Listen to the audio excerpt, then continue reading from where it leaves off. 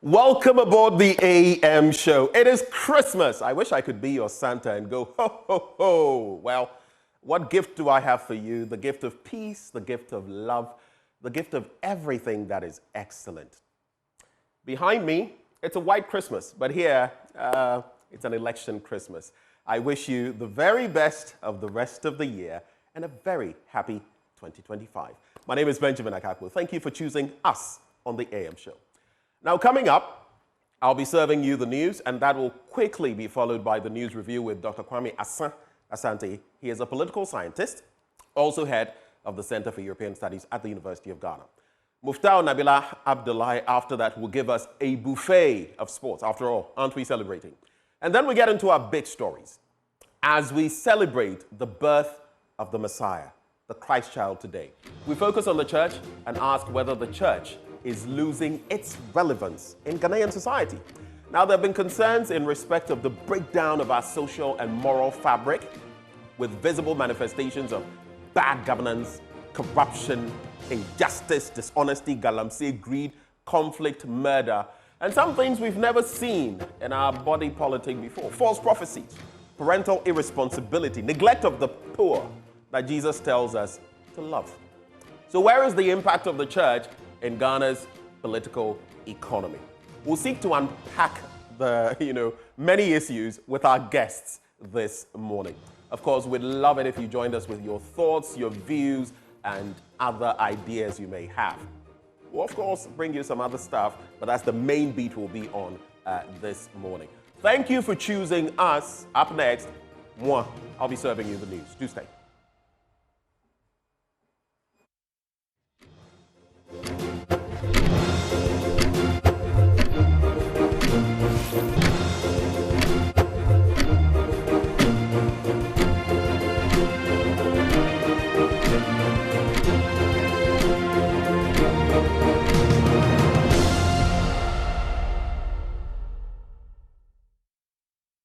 Welcome back on the News Belt. Now, the Electoral Commission will on Friday decide the fate of Dome Kwabenya and Ablekuma North, which parliamentary results are yet to be recollated. This was the position reached at an emergency inter-party advisory committee meeting last night as pressure mounts on the EC to declare the outstanding results before January the 7th. Now, the parties after the IPAC meeting revealed that the EC had called on them to assist with their pink sheets from the outstanding polling stations.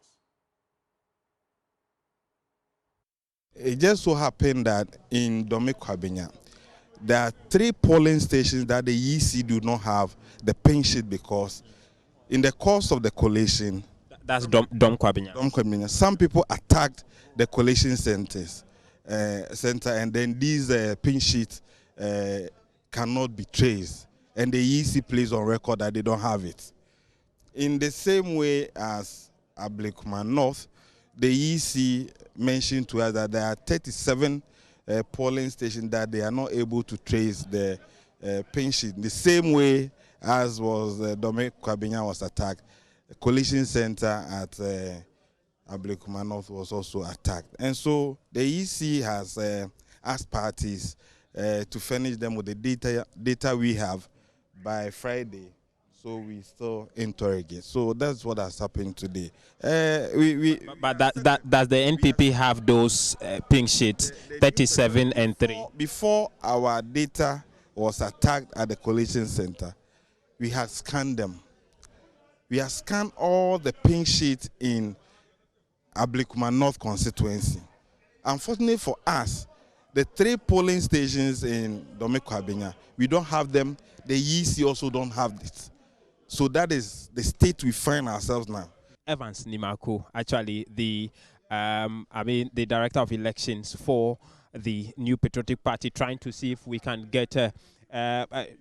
Rashid Tanko Computer to speak to. Doc, thanks for joining us. Do you have the 37 of Ablekuma North and the 3 of Dome Kwabenya to help the EC with? Clearly, we have it. That's why you saw me running around.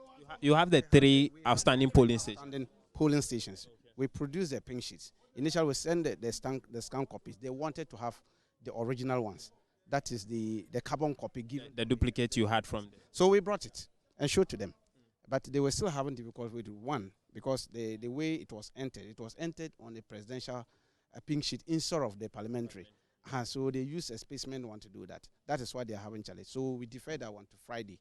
A decision will be taken because we have that outstanding man. So clearly, your guess is as good as mine that our madam here was validly elected because we have the documents to prove. Will you compromise to accept their scanned copy to make up the final? We will not accept any scanned copy in this process. We will not. Why? We are clearly, that cannot be the case. Anybody can see this is an era of technology.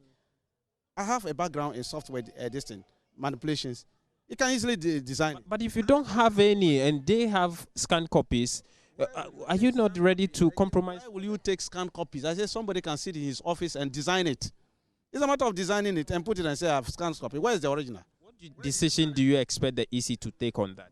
Well, if we cannot all get the originals, that is the carbon copies, hard copies.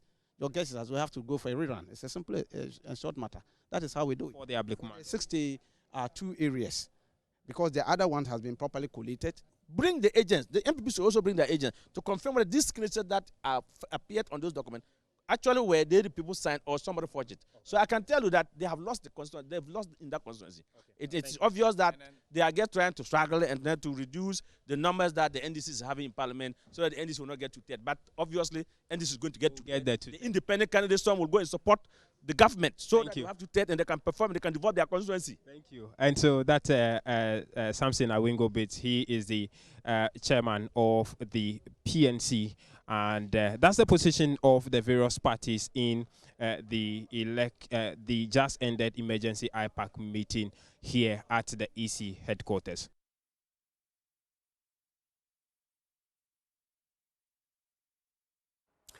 Now, the Member of Parliament-elect for South Tong, Maxwell Kwame Lukuto, has registered his commitment to resolving boundary issues between his constituency and the Adan East constituency. Residents of the area in Agave, Dodekope, and Pochonu have been raising concerns over attempts by the Adan district to intrude into their jurisdiction.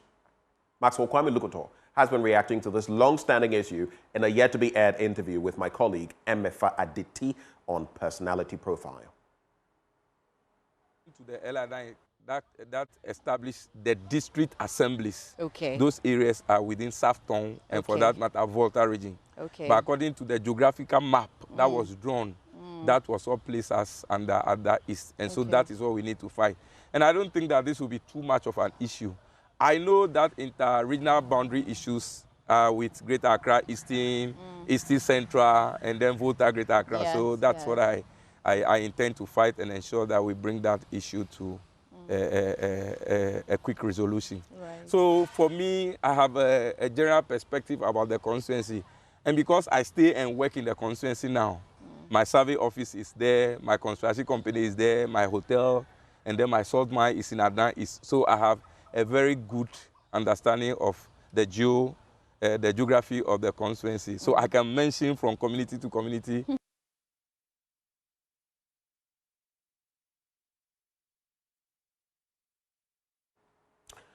President Akufo-Addo delivered his final Christmas message to Ghanaians as he prepares to conclude his tenure as president. The outgoing president extended warm holiday wishes to the nation and reiterated gratitude, unity, and hope for the future. The president urged Ghanaians to remember the less fortunate and express hope that their prayers and actions would bring comfort and renewal to those in need. Reflecting on his time as leader of the nation, he acknowledged the immense potential of Ghana. The president highlighted the importance of hope and love as driving forces for national progress, urging citizens to work together toward achieving extraordinary goals.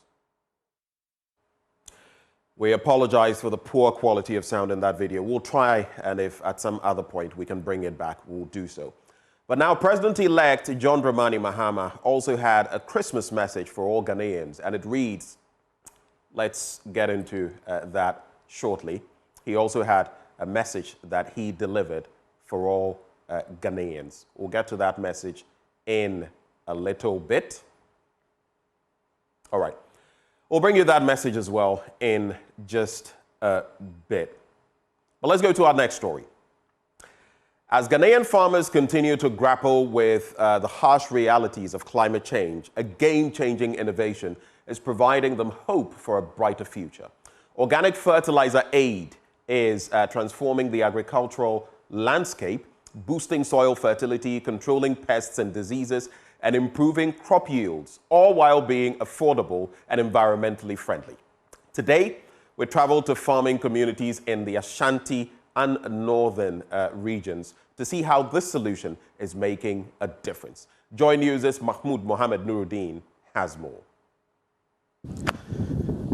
In a country where agriculture is a lifeline for millions, Ghanaian farmers are facing a growing challenge: unpredictable weather patterns that threaten their livelihoods. But amidst this struggle, a game-changer solution has emerged: organic fertilizer aid, popularly known as OFA. 2017.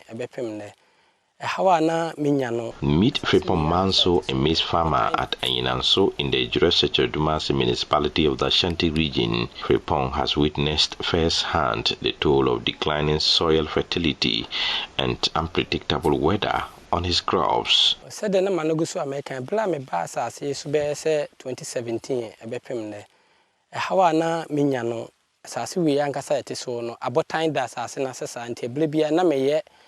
Since I began cultivating this land in 2017, I've faced challenges due to high concentration of stones. This has forced me to purchase fertilizers like NPK, urea and ammonia. Despite applying these fertilizers, I wasn't getting the expected yield. As we all know, the erratic rainfall patterns in the country have added to the difficulty. I applied 2 bags of fertilizer across my 3-acre farm and used of a fertilizer once. Miraculously, the maize began tasseling just 3 days after the last rainfall. Although the rainfall has been insufficient, I've noticed a significant improvement in maize growth, likely due to the offer fertilizer. Based on this, I had initially projected 12 bags of maize, but with favorable conditions, I believe I could harvest even more. The offer fertilizer has proven to be very effective.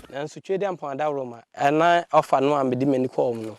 Mesha yanya enough rainfall, nanso so said ye a bruno esi apeja no ho no. Meninse nyankopon ya adom na se ensuo ne to yi a anhwe abura amenya no. Na de me expect say menya be 12 bags or more no. Bigidi se bebem esan se offer no akere me bibi solonkokora. Across the region, farmers like Musa Zakari, Solomon Tete, and Amina in Kremokrom in the Konongo area have been facing similar struggles with unpredictable weather, pests, and diseases. Last year, for example, the weather conditions were unfavorable, which prevented the crops from bearing fruit. However, when I compare last year's weather to this year's, I can confidently say that the weather this year has been much better. We encountered challenges on the farm, such as fruit abortion and pest infestations, which significantly impacted our crop yield. When we cultivated the garden eggs, we faced financial losses, especially with the purchase of fertilizer, which cost 500 cedis per bag. We had to buy 2 bags, but even after that, the crops did not perform well. Last year, for example, we incurred a loss as we bought chemicals to control the pests. Well, from the farm, let's head back to the Jubilee House and we'll take that Christmas message, the last of President Akufo-Addo's tenure. I come to you not only as your president, but also as a fellow citizen, a husband, a father, and a grandfather who cherishes the warmth and meaning of Christmas, just like you. Tonight, our nation is united in celebration, reflection, and gratitude for the gift of life and the boundless grace of the Almighty. Christmas is a time of joy and togetherness, a season when we pause to cherish the enduring values of love, hope, and compassion. It reminds us of the ultimate gift of our Savior, Jesus Christ, whose birth brought light into the world and gave humanity the promise of salvation. His story inspires us to be our brother or sister's keeper, to extend a hand of kindness, and to uphold the dignity of every individual. This Christmas, I invite all of us to reflect on what it means to live as one nation under God. In our homes, let us create memories that are marked by laughter, forgiveness, and the simple joys that remind us of life's true treasures. And in our communities, let us renew our commitment to being instruments of peace and progress. Let us reach out to those who are less fortunate, offering them not just material assistance, but also the priceless gift of our time, love, and presence. As I approach the conclusion of my tenure as your president, I want to speak from the heart and say, thank you. Serving as the leader of our beloved country has been the greatest honor of my life. Together we have achieved remarkable milestones. We've expanded access to education, strengthened the healthcare system, invested in infrastructure, revitalized agriculture, accelerated the industrial transformation of the economy, and worked tirelessly to secure a brighter future for our children. These achievements are not mine, they are yours. They are proof of the resilience and resolve of Ghanaians everywhere. Yet our journey is far from over. Ghana's story is still being written, and each of us has a role to play in shaping her future. Let us move forward with faith, knowing that brighter days lie ahead, powered by the energy, creativity, and determination of our people. Tonight, as the festive lights illuminate our cities, towns, and villages, let them remind us of the hope that shines within each one of us. Hope that compels us to dream big, to rise above division, and to build a nation where every child, no matter where he or she is born, has the chance to thrive. Fellow Ghanaians, this year, we have achieved another monumental milestone in our national development with the peaceful, free, and fair election of a new president and new members of parliament. I extend my heartfelt congratulations to the president-elect and the MPs-elect, and wish them wisdom, strength, and God's blessings as they prepare to lead our beloved nation. I must nevertheless also condemn in no uncertain terms the unnecessary acts of violence that have tarnished an otherwise exemplary democratic exercise. Let us never forget that seeking power is not a call to arms, but rather a call to service. Those who might contemplate using violence to achieve their aims, know this: our nation's peace is sacred, and it will not be sacrificed on the altar of ambition. The rule of law will prevail, no matter what. I urge the security services to take a firm stance against any actions that threaten the stability and harmony of our land. Let us ensure that every election deepens our democracy and fortifies our unity.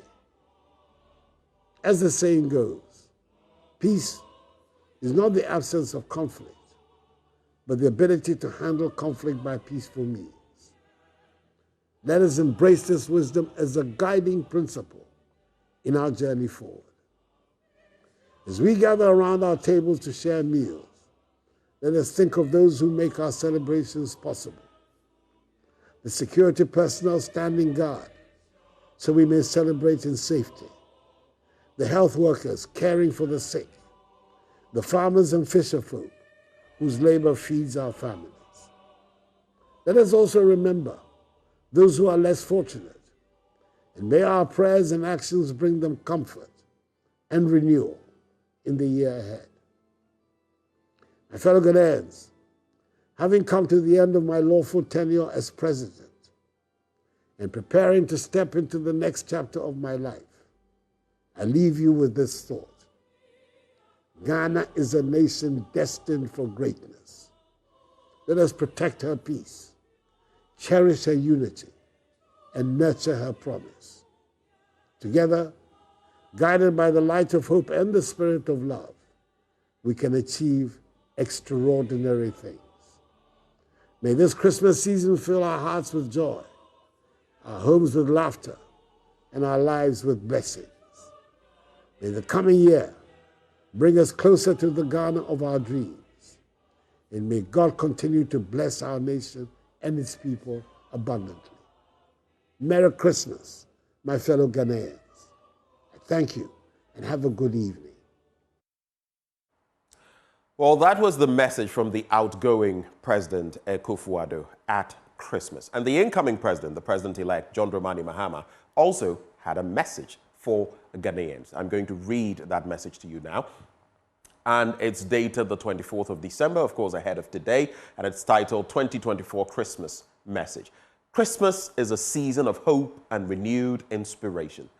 As we celebrate the birth of Jesus Christ and the values he lived in his own life, I wish to thank you, the good people of Ghana, for bestowing on me the opportunity to serve you as your president and commander-in-chief of the Ghana Armed Forces. I wish to also reaffirm my determination to build a nation that works for all, a prosperous and democratic state anchored on the principles of freedom, justice, accountability, and equal opportunity for all. Merry Christmas. And it's signed John Dramani Mahama, of course, President-elect. Now, you may have heard of the symbiotic and congenial relations between Dagaba and Frafra ethnic groups. Well, some of them usually crack jokes, there's humor, there's laughter. Whenever a member or members of the group meet, they share jokes and sometimes also spew invectives that may offend your sensibilities. But to them, it is harmless and can't be a source of litigation at the courts.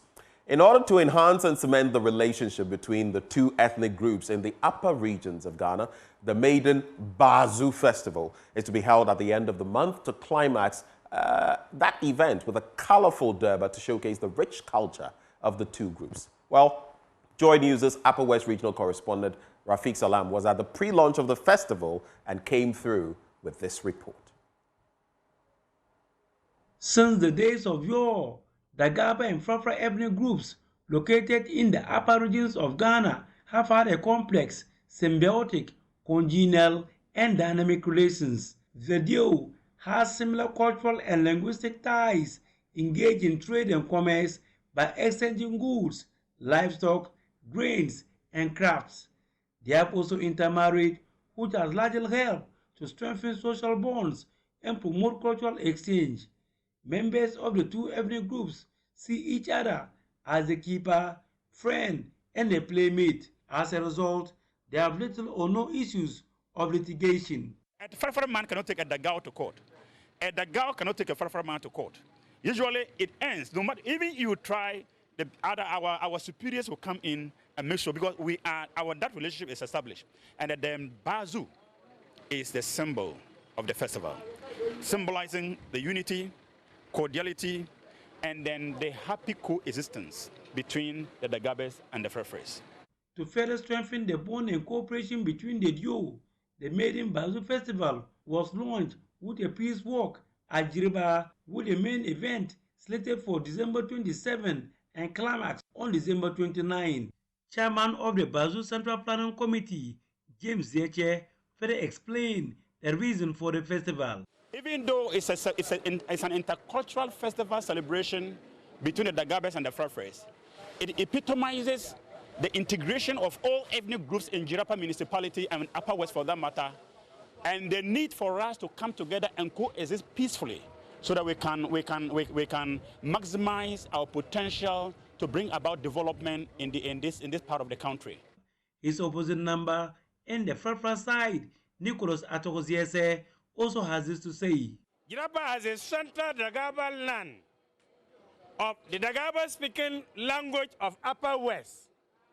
We are very grateful to them that they have agreed that this program should be hosted in the Jirapa traditional area. We call on Bonoboto, anywhere you are in Ghana, we are inviting you to come and help us grace the occasion.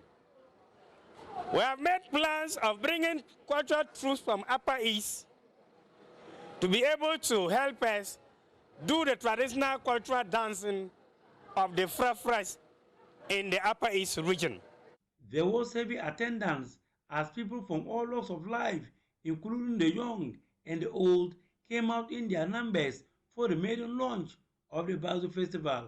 The head of the dog, or better known locally here as Bazu, is used as a symbol of the festival. Present at the function was the paramount chief of Jiriba, Nadina Donlabongana III, who urged the people to choose the path of peace for the development of their respective communities. Everybody that has turned up for this peace walk, I am entreating us to be ambassadors of peace,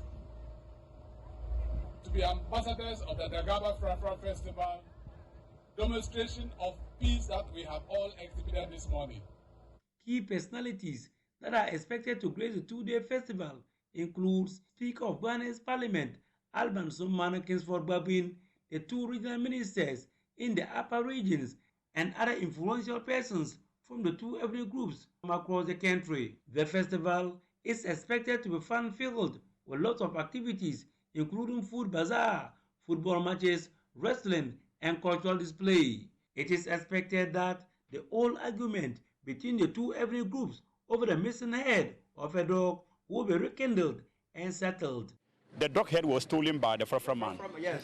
And then we've been searching for it up till now. Did they go? And the Frafra man that stole the dog head was called Abongo Atongo. It was the girl that stole the head. No.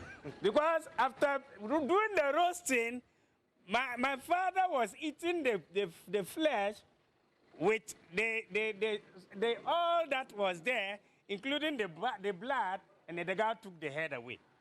Reporting for J News, Rafik Salam, Jiriba.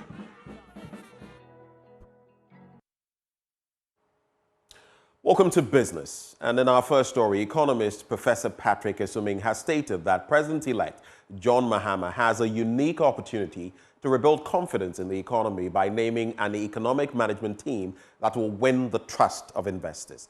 He pointed out that building trust among local and foreign investors was the first step needed to bring the economy fully back on track. I think what is likely to drive whatever movement we see in the first quarter is likely to be pronouncement or confirmation of some of the things that were in the manifesto. You notice that it will take the government the first quarter to put together even ISTIM and to get them to start going. So it's very unlikely that there will be any substantive policy changes that will drive whatever movement of the currency we will see. But at the same time, when the market begin to see who is in the team and their track record and what direction policy is likely to take, it can bring some confidence or it can go the other way. So I think whatever we see in the first quarter is likely to be how the market are reading the team that will be put together, not necessarily any substantive policy changes that will drive any movement in the currency.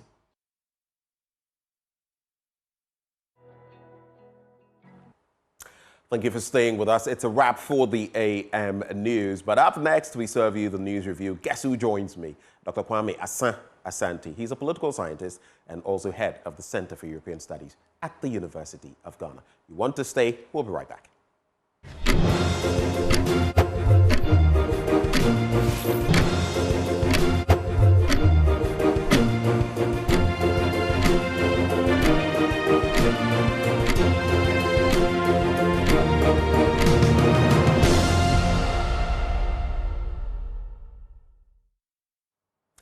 Ebichapao, joyeux Noël.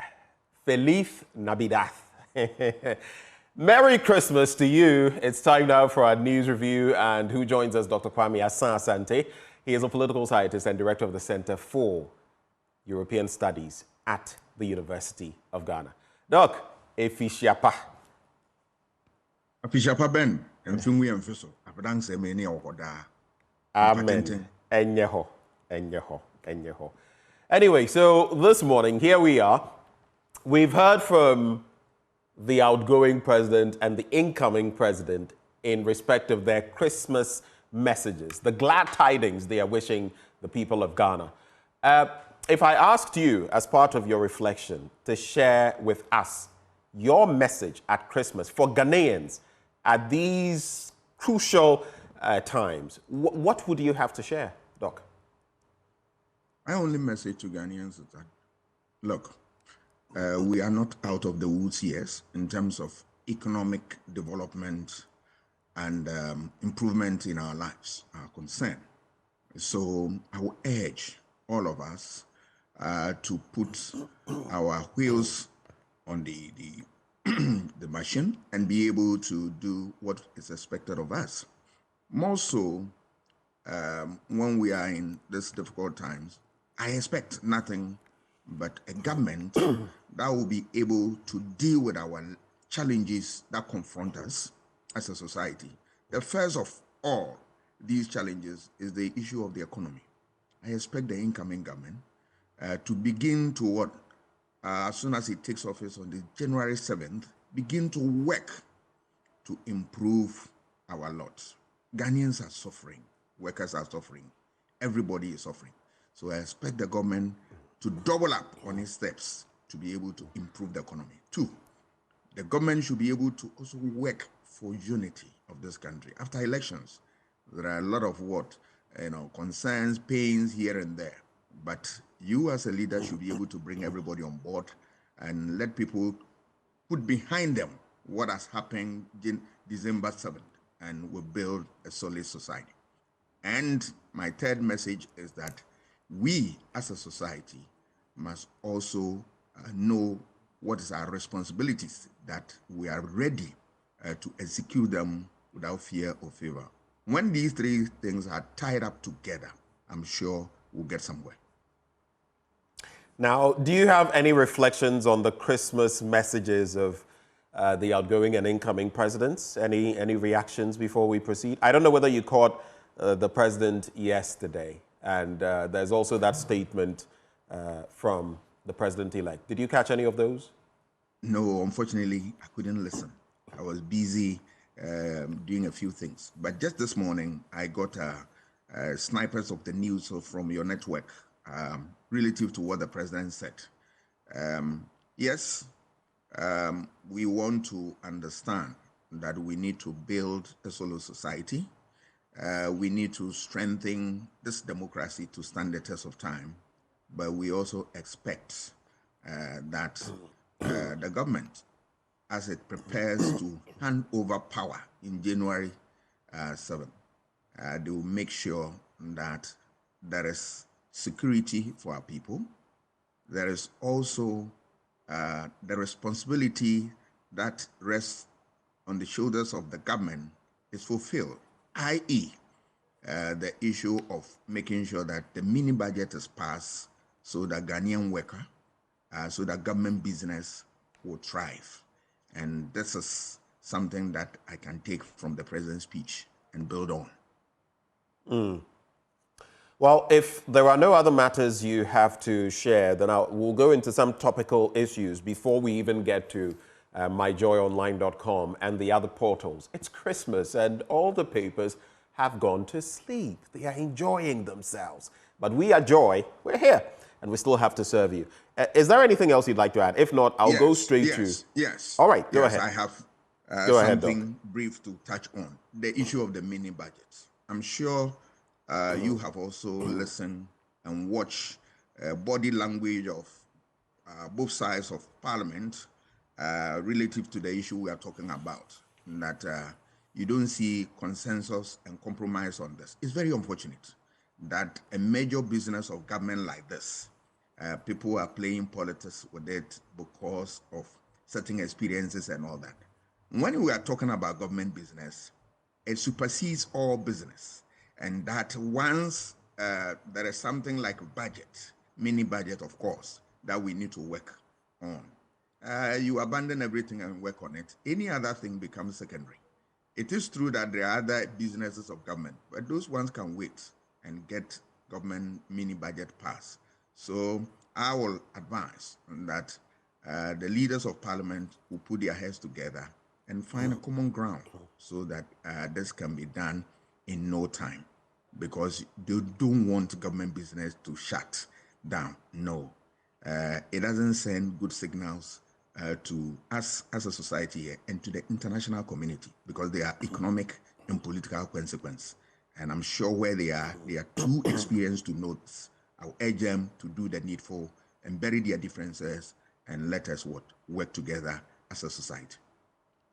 Right. I want us to get into electoral issues. I know you're very passionate about those kinds of issues before we get into the new news portals. Now, I had an interaction with the Electoral Commission, specifically Dr. Bosman Asare, Deputy Chair of the EC, and the Director for Training, Dr. Sribo Kweku. Interesting things came up. But following that conversation, the EC has also been talking, and you know there are 2 constituencies left now of the 9. 7 of those have been declared for the MPP.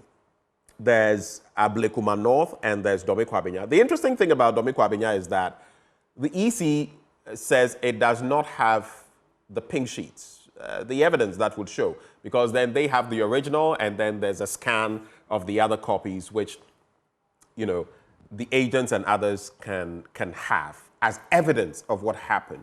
The NPP, I believe it's Evans Nimako, also says they don't have it. But listening to Dr. Rashid Tanko Computer, he says the NDC has it and that they are confident Faustina Krugu won. There's also the interesting case of Ablekuma North, where as far as the Kwashiman cluster of schools, it got burnt. The rest of the evidence has been burnt. On the face of it, it was declared for Irabna Obin, I believe. What are your reflections on these 2 and how the EC can handle the matter going forward? I'm a bit surprised about the fact that the EC says that for Dome Kwabenya, it doesn't have the pink sheets because officers were tasked to do the work. So what did they work on? If you look at it against the backdrop that you need to have a scanned copy and then the physical copy, what happened to this?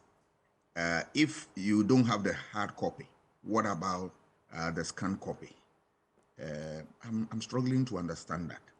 Above all, I also understand that the whole political party reps took charge of the process and they all recorded, they have all their copies and then they have scanned copies and all that.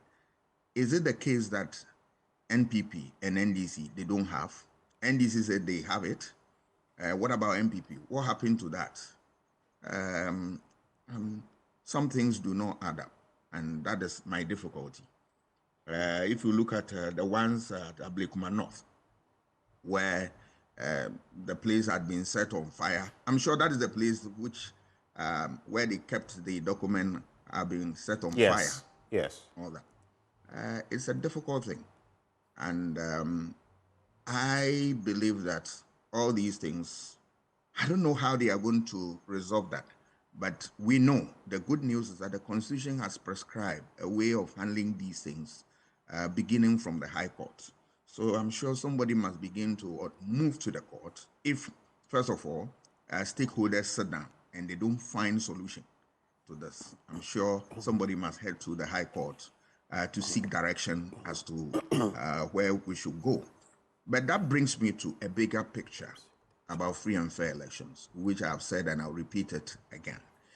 That when we're talking about free and fair elections, we talk about election devoid of what irregularities, such as what we're experiencing, violence, destruction of what property, and the rest of them. It brings us to what this quagmire.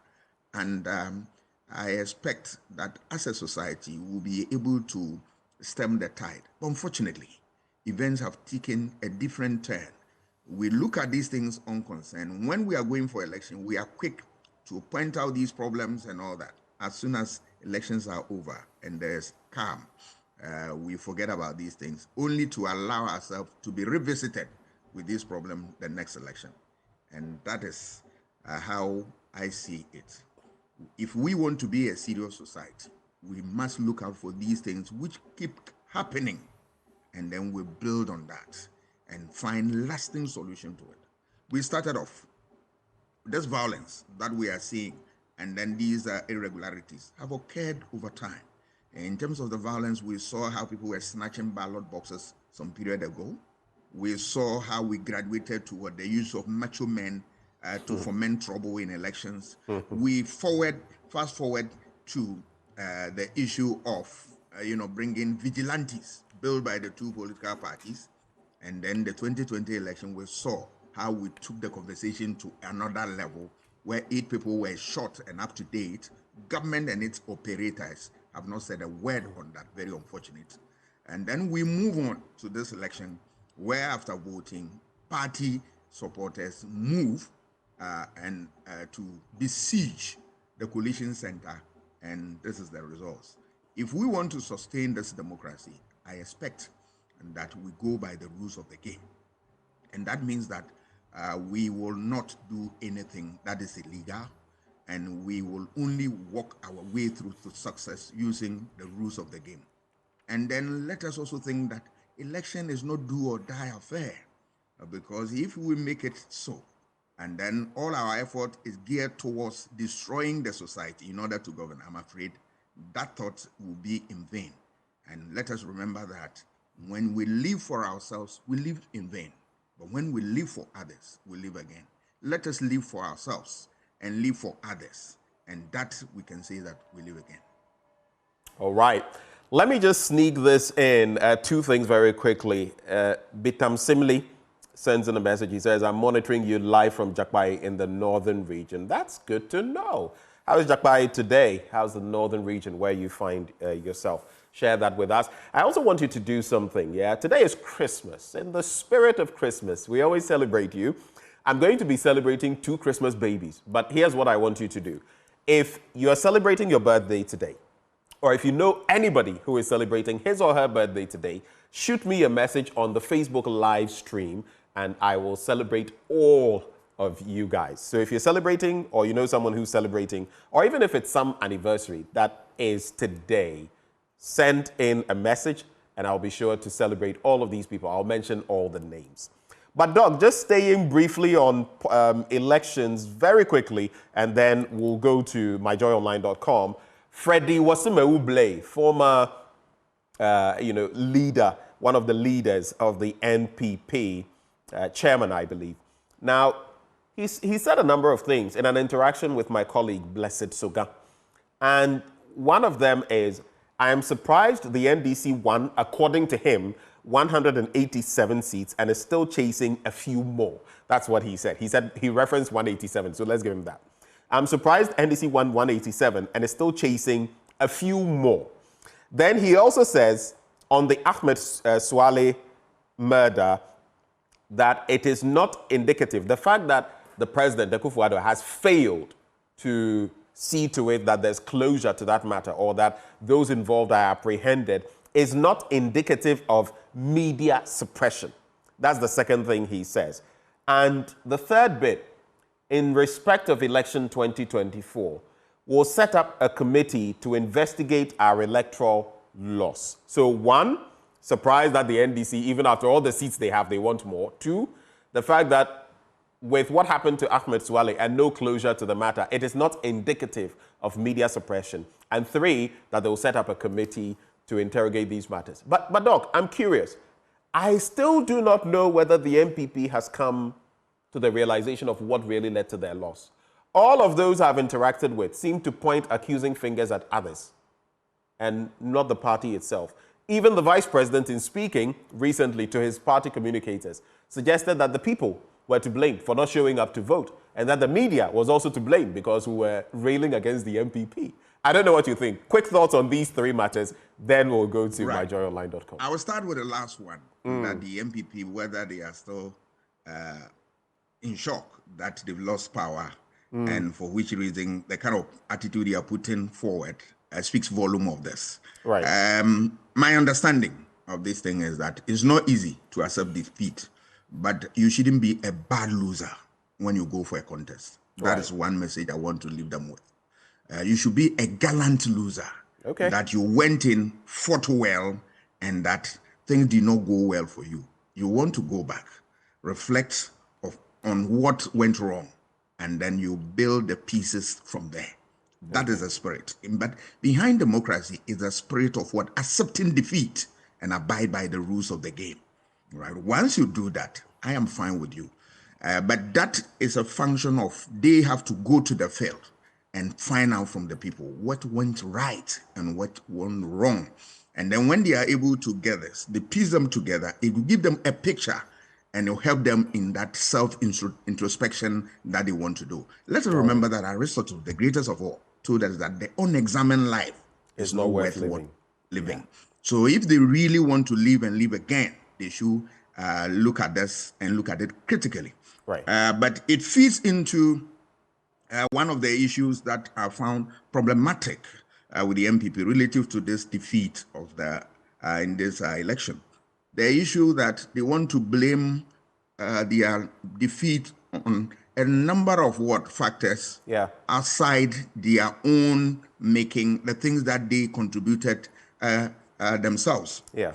Let us look at the issue of Vice President saying that the media was the cause to the problem that they face in their defeat. I will follow that the media is an important variable in a free and fair election. They educate, inform, and hold government to its policies. But if that what he's saying is anything to go by, then my understanding that the media, was able to mirror society as expected and gave to society what was on the ground. That even the media, which I know and you know, a section of it belongs to the fraternity of the MPP. All of them gang up that here, in spite of the fact that we are lying to you, we are going to speak nothing but the truth, and that caused them the defeat. Then we must give the media thumbs up for, ignoring a party that they are lying to and then doing the work as journalists. I commend them for that. Yeah. But that I take a swipe at the Vice President with respect that, hey, Mr. Vice President, look at it this way. If you say that, then you are telling everybody that the media factor is the most crucial factor. There are no other factors. But that cannot be true. Because if you are alive to the literature on voter choices, the first and foremost consideration for every voter in this country and in all elections is the economy. Once the economy is in bad shape, you are going to pay a price for that if you are the manager of the economy. And here, the Vice President has always been running away from this. And this government, they push all the blames of the economy to IMF and Ukraine. I don't know now they can still make those references again.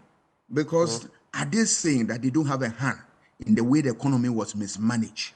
They don't have a hand in how corruption also bedeviled the system and they could not control. Yeah. Can they say for sure that financial, improprieties and then lack of prudence in fiscal space, they have no hand in this?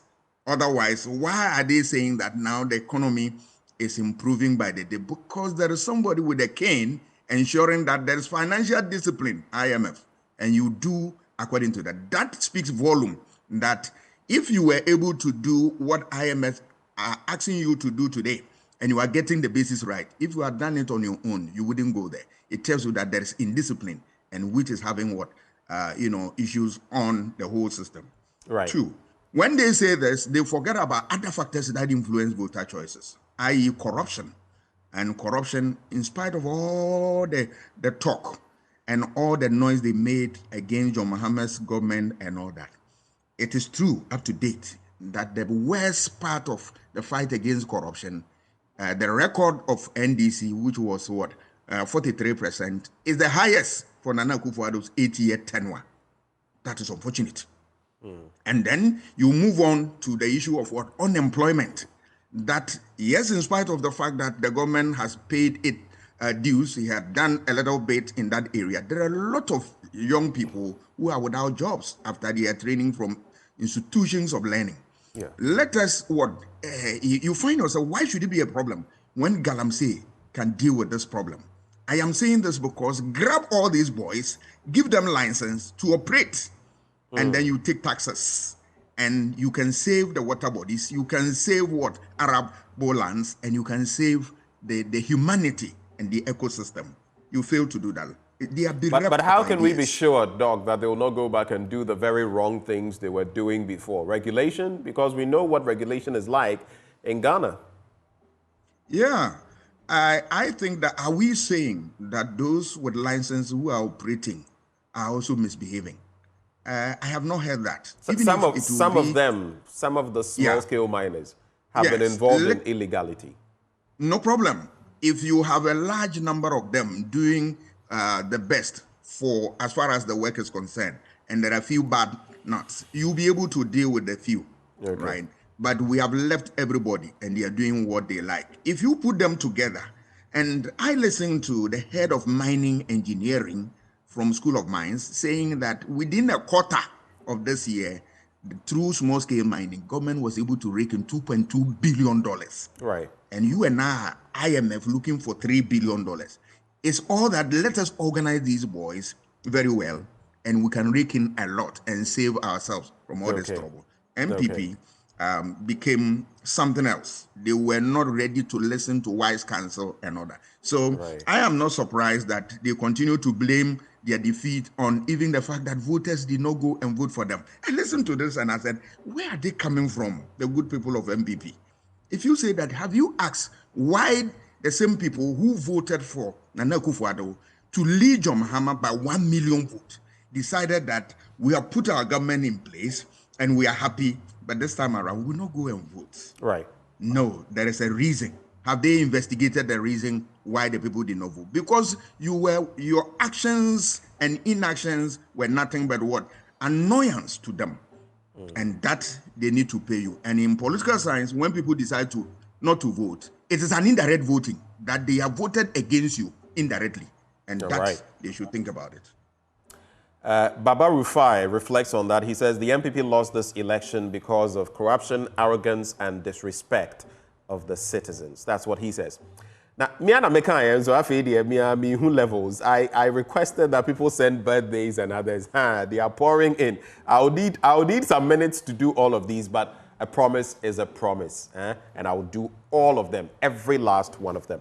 But let's quickly go to myjoyonline.com. I urge security to take firm stance against post-election violence. Akufo-Addo says so. He also mentioned that in his Christmas message, while he was wishing well to the new leaders of Ghana, a.k.a. the incoming president and the incoming members of parliament. If you look at that story down there, the third one, or the second top story, it says, I wish new leaders strength to rule Ghana. That's Akufo-Addo. But there's also the very first one. Mahama reaffirms commitment to creating a nation that works for all in Christmas message. And there's the sad one. Bishop Salifu Amoako involved in accident at Tesano. You remember his son, and because he's a minor, I don't want to keep repeating his name or mention his name, and he's been served with a 6-month term in the senior correctional facility.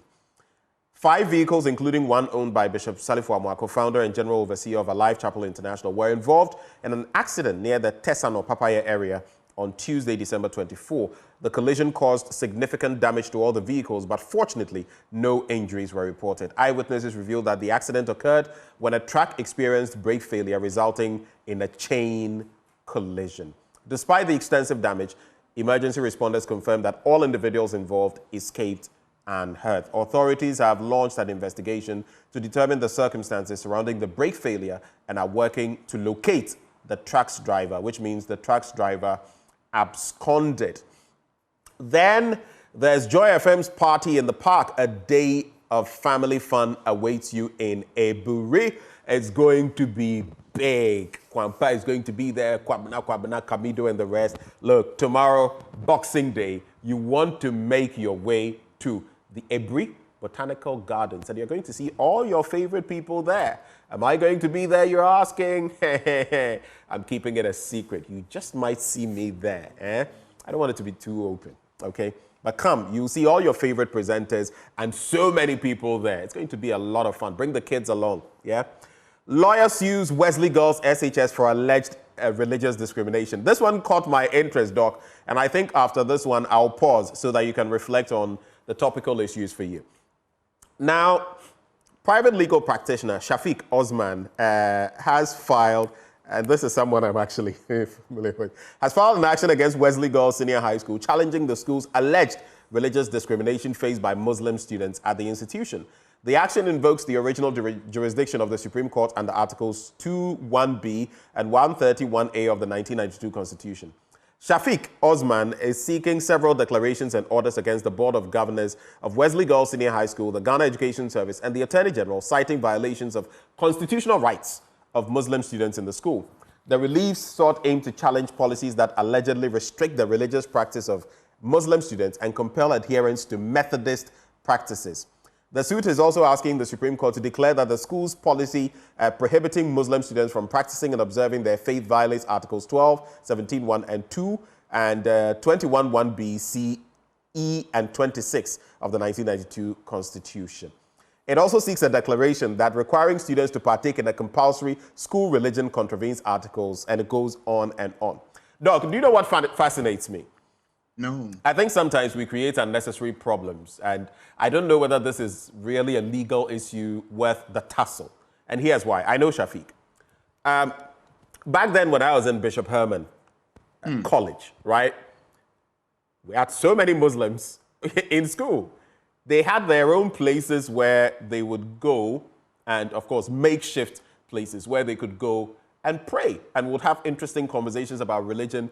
They respected our religion, we respected theirs. Many of us were Catholic, so we would go, and I remember sometimes there were things where we would do, and they would all join in. I mean, when we were at dining hall and we were praying, who would complain that, oh, there's been a Christian prayer, so there should be a Muslim prayer? Do you get it? There were times where we had to go to the chapel for, everybody would go. It's a Catholic school. Everybody would go. But when it was time for them to go and do their prayers, they would also go and do that. There was no friction. There was no misunderstanding.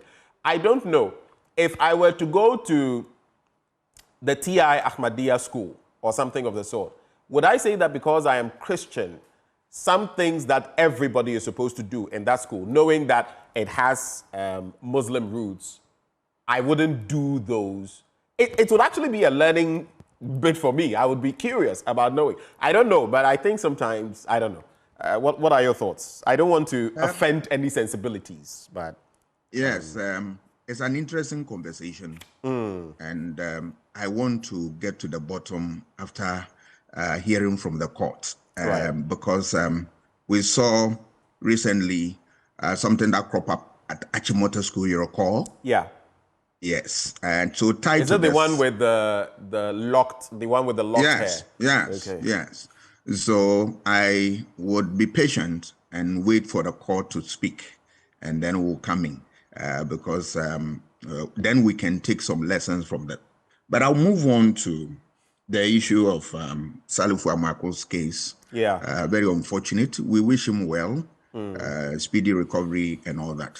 But it also tells us that when we are in this mood, a festive mood, we need to be extra careful in terms of driving and the use of the road to avoid some of these things. Right. And it's a caution to everybody that we drive and make sure that we drive by the rules. Okay. And then we protect ourselves and protect others.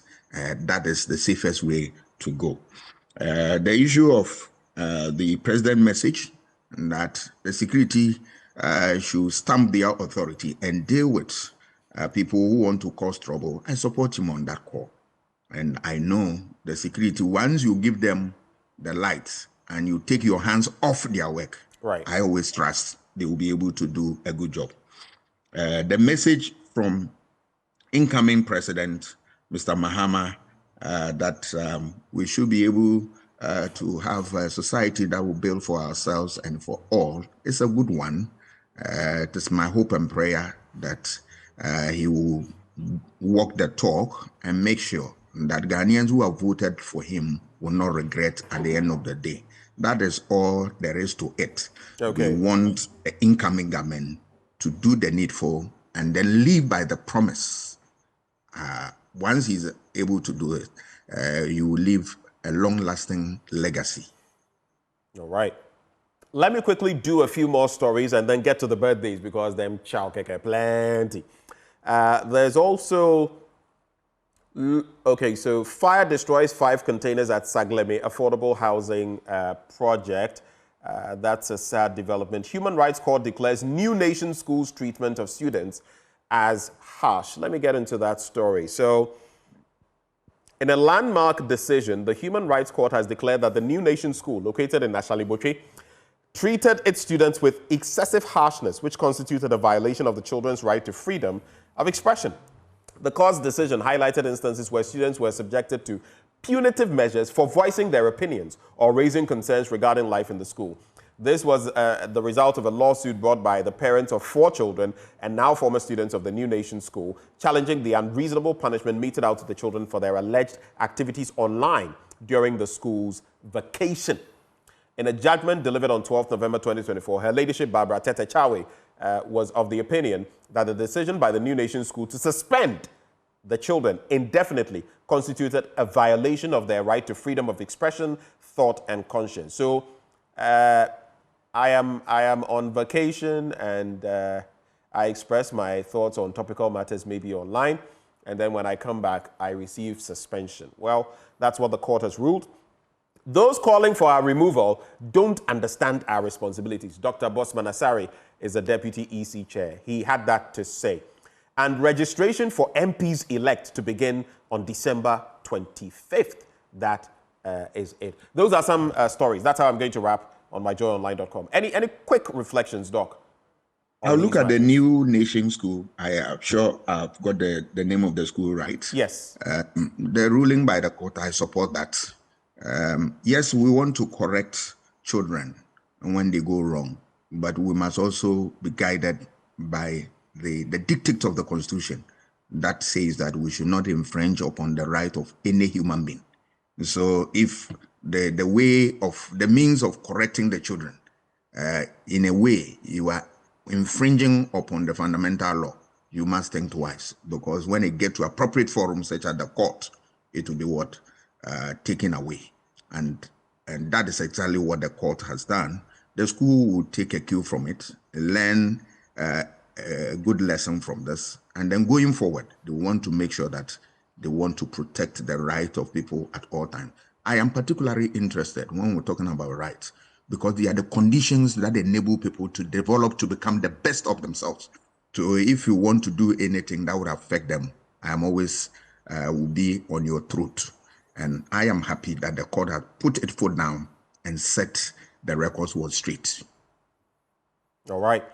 Thank you very much. I'll just wrap with the BBC.com. So I saw this comment, though. Amra Rizka Siba says, don't be a hypocrite, Mr. Host, on the Muslim-Christian bit. And he says, telling them not to practice their religious beliefs is normal to you because you're a Catholic, but it is taxpayers' money being used to fund the school. Amra, you obviously misunderstood the issues. I was merely saying that in my time, we coexisted perfectly.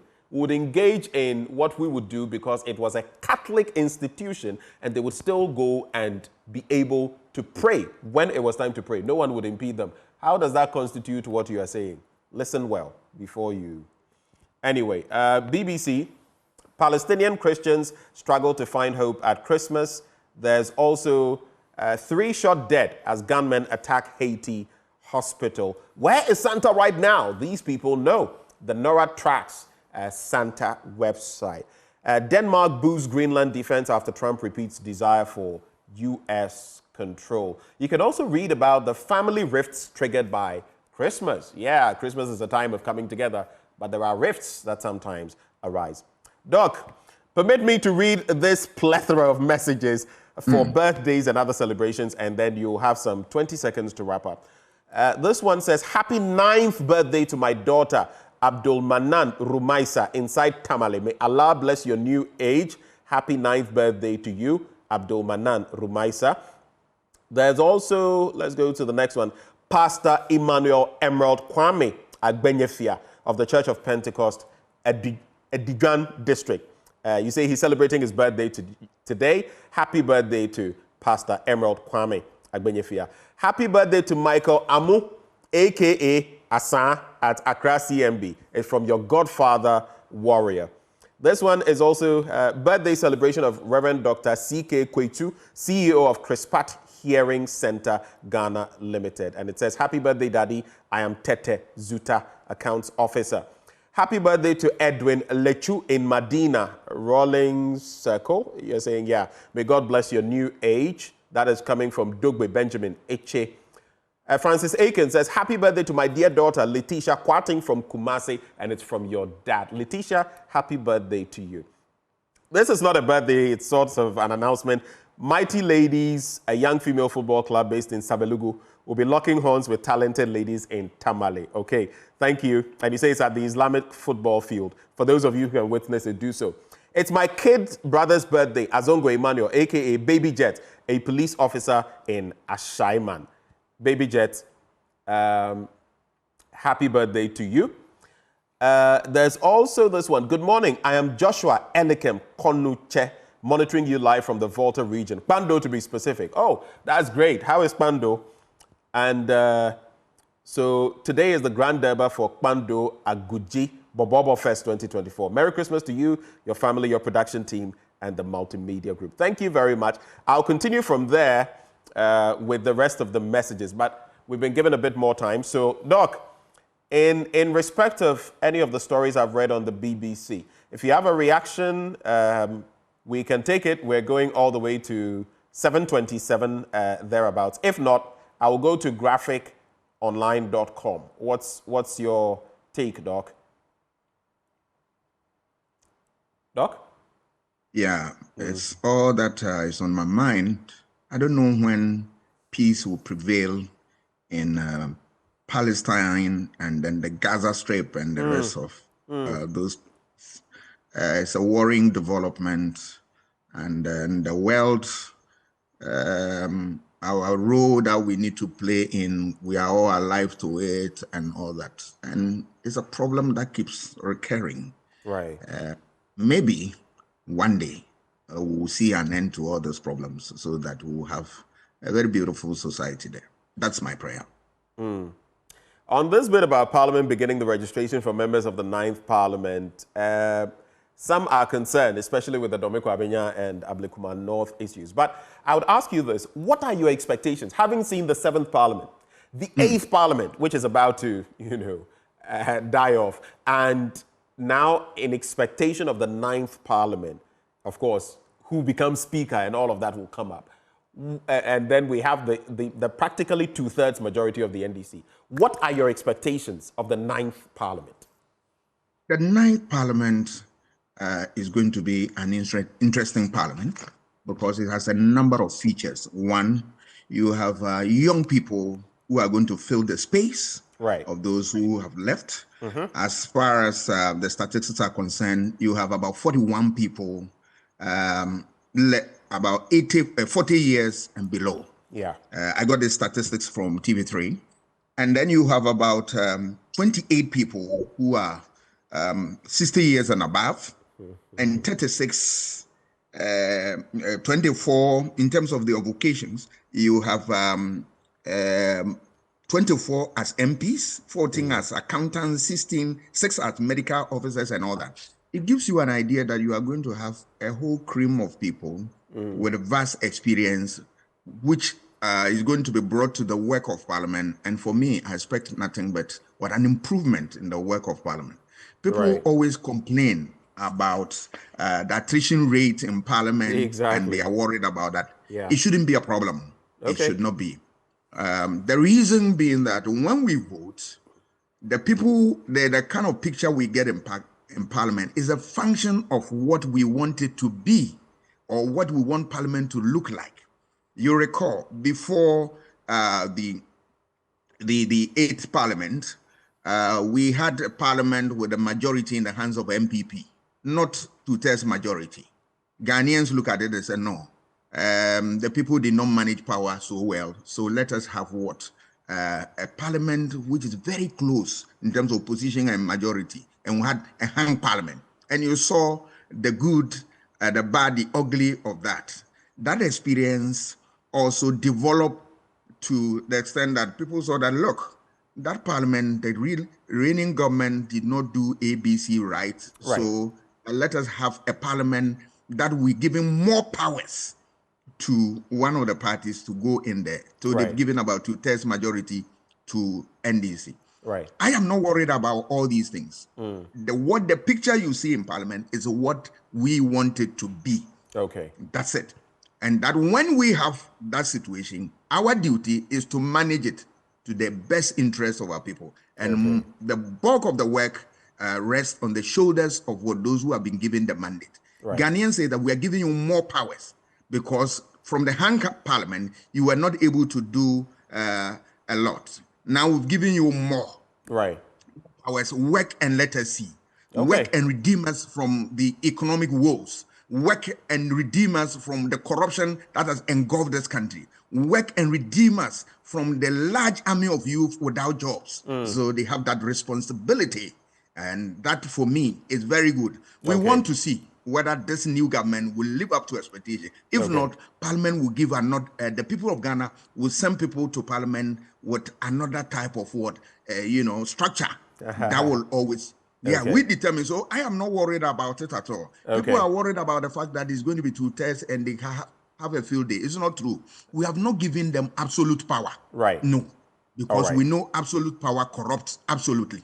Any power given to them, if everything fails, we wait for December 7th, 2028, and we show people the door.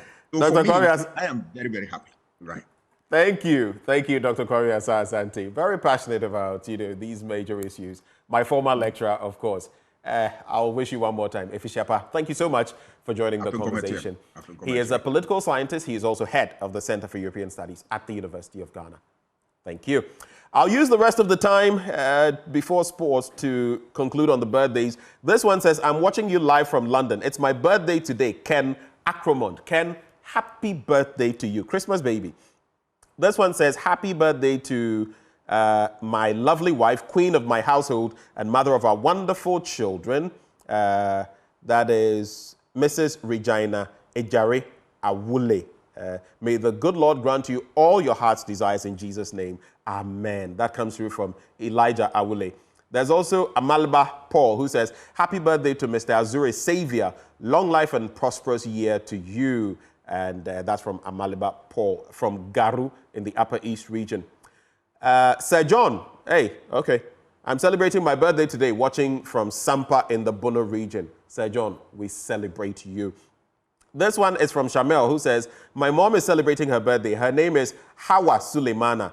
Hawa Suleimana, happy birthday to you. And Adams Ibrahim says, my sweet daughter Ashanti Ikia Ejapoma is celebrating her birthday, and she is 2 years now. I wish her a happy, happy birthday with lots of prosperity. Amra, so I've read that message. This one says, I'm skipping the political messages. This one says, happy birthday to Rich Love Ashaiman. Rich Love Ashaiman. That is Rich Love in Ashaiman. Then this one says, my wife-to-be, Adela Christiana, is celebrating her birthday. Hey, people get hooked, so my wife-to-be. Asemaba. Anyway, we celebrate your wife-to-be. Now, one worry now, Betty. Adela Christiana, happy birthday to you. Happy birthday to my wife, Madam Mina. May Allah bless your new age from Malam Isa. I see some messages also saying that, oh, maybe I don't understand the Christian-Muslim thing. Well, that's why I'm reacting that way. All I'm saying is, with all of these things, there are always ways of coming together. It doesn't have to always be... But anyway, it is what it is. This one says, good morning. Happy birthday to my son, Jeffrey Kwabena Nketia Befi. The family loves you. Be great. And it's from Fatih Muhammad. So, Jeffrey, happy birthday to you. This one says, okay, I don't know whether that's the final message. Let me get to it. Okay, so that's something, it's a different message. There's also this one. Happy birthday to Mr. Emmanuel Ameyao Bronya. It's from your wife, Dr. Eliza Bronya, and family. We love you. Happy birthday to Emmanuel Ameyao Bronya. Okay, so this one also clarifies. I just want to be very fair on this matter.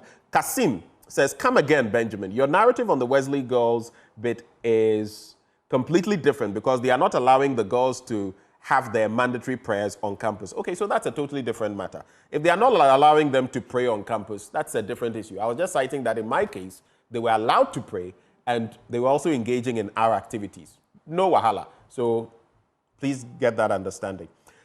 Two last ones. Marie Antoinette Anefi, my chummy buddy.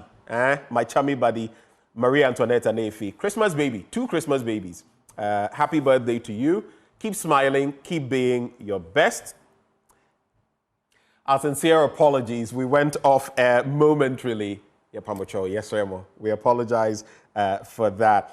So let's celebrate Mr. Emmanuel Ameyao Bronya. It's from your wife, Dr. Eliza Bronya, and family. And they say they love you. So happy birthday to you, Mr. Emmanuel Ameyao Bronya. Also to my chummy buddy, Marie Antoinette Anefi. Another Christmas baby. Happy birthday to you. Enjoy. Keep smiling. And there's also our very own sweetie Abochi. Oh, let me do it right. Christiana Sweetie Abochi. The Christiana doesn't come out often. Christiana Sweetie Abochi. There she is.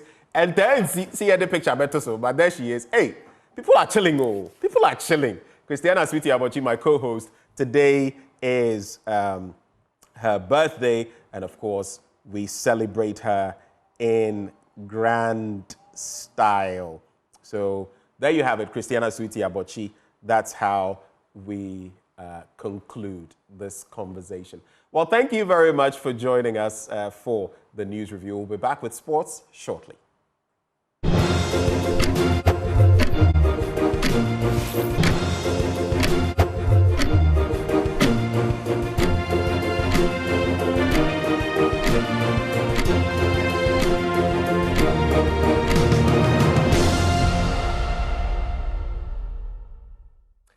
Merry Christmas to you. Welcome back on the AM show.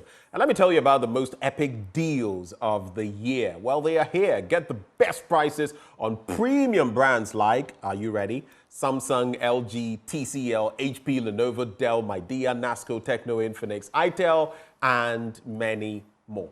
If you're thinking of laptops, desktop computers, printers, TVs, air conditioners, fridges, home theaters, mobile phones, CCTV, and many more, well, there's a one-stop shop. But over there, you can also win instant gifts and cash prizes up to 2,000 Ghana cedis just for answering a simple question this December at where? CompuGhana. So make your way to your nearest CompuGhana branch nationwide or shop online at www.compughana.com. You can also reach them on this number, 0302 752 020, 0302 752 020 for further inquiries. Merry Christmas from all of us at CompuGhana. Well, today is Christmas. As we celebrate the birth of Christ today, we focus on the church and ask whether the church is losing its relevance in our Ghanaian society. There have been concerns about the breakdown of the social, the moral fabric of society with visible manifestations in bad governance, corruption, injustice, dishonesty, galamsey, greed, conflict, murder, false prophecies. Yeah, we are not running away from them. Parental irresponsibility, neglect of the poor, and a whole lot more. But what is the impact of the church in Ghana's political economy, especially around this time when we've just gone to the polls? We're going to be unpacking these issues with our guests this morning. First off, Amos Kevin Annan. He's CEO of Hearts and Habits Foundation, and there you see him right here in the studio, looking all Christmassy with his red lapel. You get it. Santa came into the studio. We also have Reverend Professor Frimpong Manso, former General Superintendent, Assemblies of God, and founder of the Frimpong Manso Institute. He also joins the conversation. Prof, good morning to you. If you can hear me, please say hello. Reverend Frimpong Manso. I'm online. Great. It's good to have you. It's been quite a number of months now since our last interaction. Yeah. I hope you're well, sir. By the grace of God, I'm doing well. All right. Thank you. All right. And thank you as well for joining the conversation, Amos. I hope you're well. In fact, that's my dad. Oh. So I'll defer a lot to him. There's a connection. There's a connection there. I'm going to start off the conversation on what maybe some may call as a bit of a curious note. So today something came up, and I think in light of Christmas and spreading the love and Christmas cheer, we should talk about it. A friend of mine, former colleague, has filed a suit in respect of Wesley Girls High School and Muslims being allowed to exercise their religious faith. And you know how we have been in Ghana. We've been very together. There are no separations. Some of my best friends are Muslim. And I don't know the full story in Wesley Girls High School, but back in the day, in my school, Muslims were allowed to do their thing. They would participate in some of our activities because it was a Catholic school, Bishop Herman. And then when it was time for them to pray, no one would stop them, even at the point where, and you know sometimes they can defer the prayers. There was a place for them and they would go and they would pray. I don't know whether it's becoming problematic or whether it is different, whether the times have changed. Some have also made comments about, but if it were a Muslim institution, what would happen with the... I don't know what your thoughts are, Reverend Frimpong Manso, on this matter. I just want quick reflections of unity on this, and then we can move into the other salient issues. What are your quick thoughts? Good morning to you and to my cherished listeners and Pastor Kevin Amos, whom I've known for years. It's great for us to unite or reunite on this medium. Yeah, with this legal suit, like you said, I don't know much about it.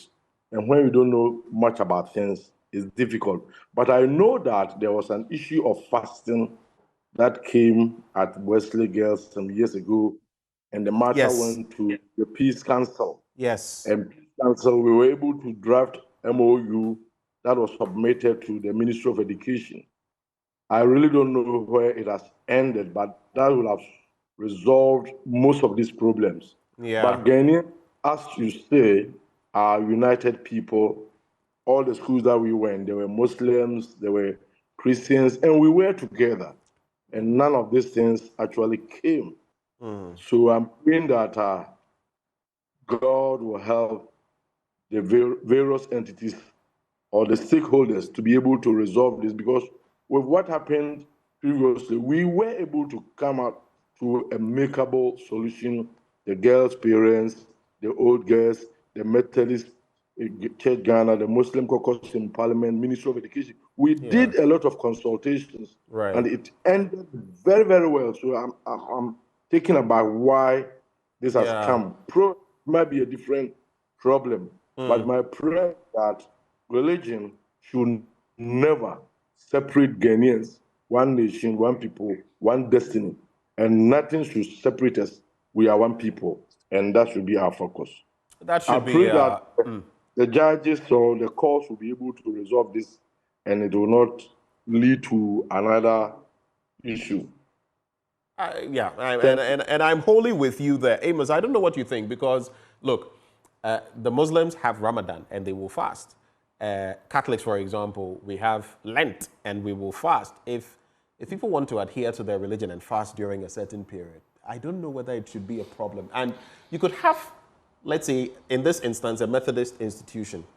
You could have a Buddhist there. You could have a Muslim there, a Christian, and other denominations. They will all follow what you are doing, but they will also have their own way of doing things. I don't know why it's becoming problematic.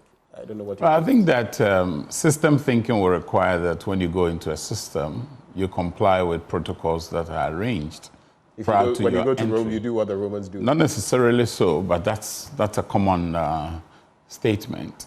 For instance, I'm coming to Joy News to speak as guest. There's a guest room. I cannot elect to say, I don't like the guest room, I want to sit somewhere else. These are basic ways of engaging one another. And I will just plead that cool heads must prevail, since I don't know the intricate details of these conversations that had led to a suit. And suits are nuanced.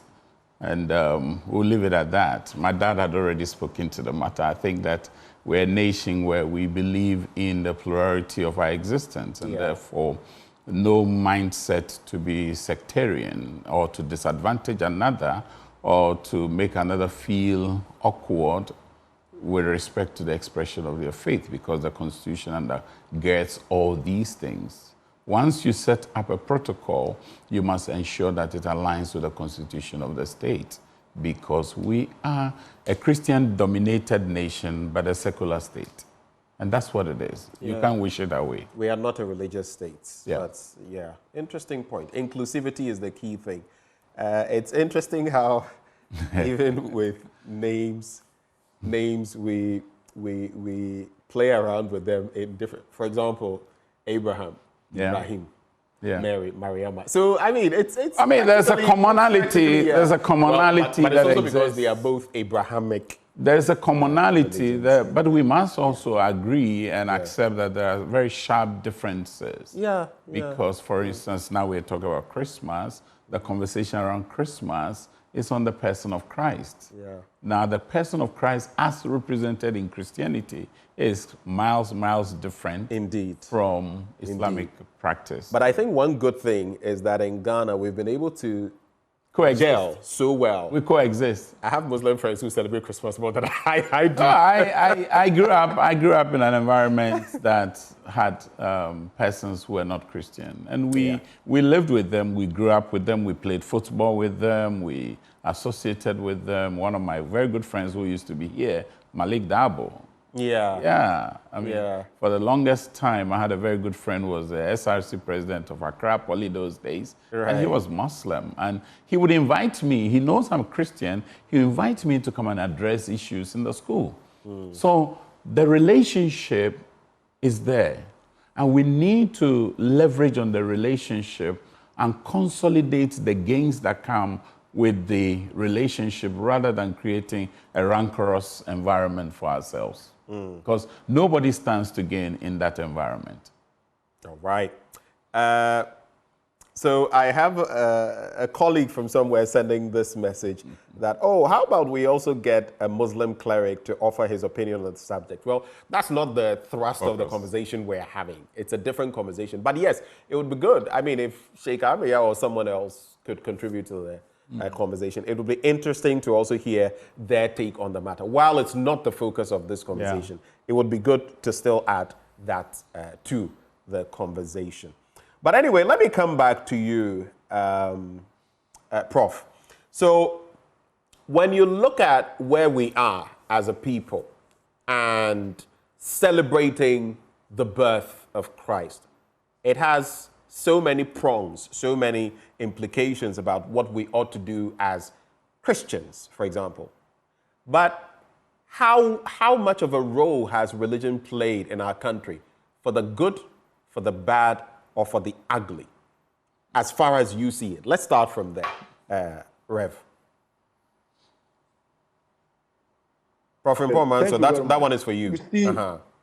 Yep, thank you very much.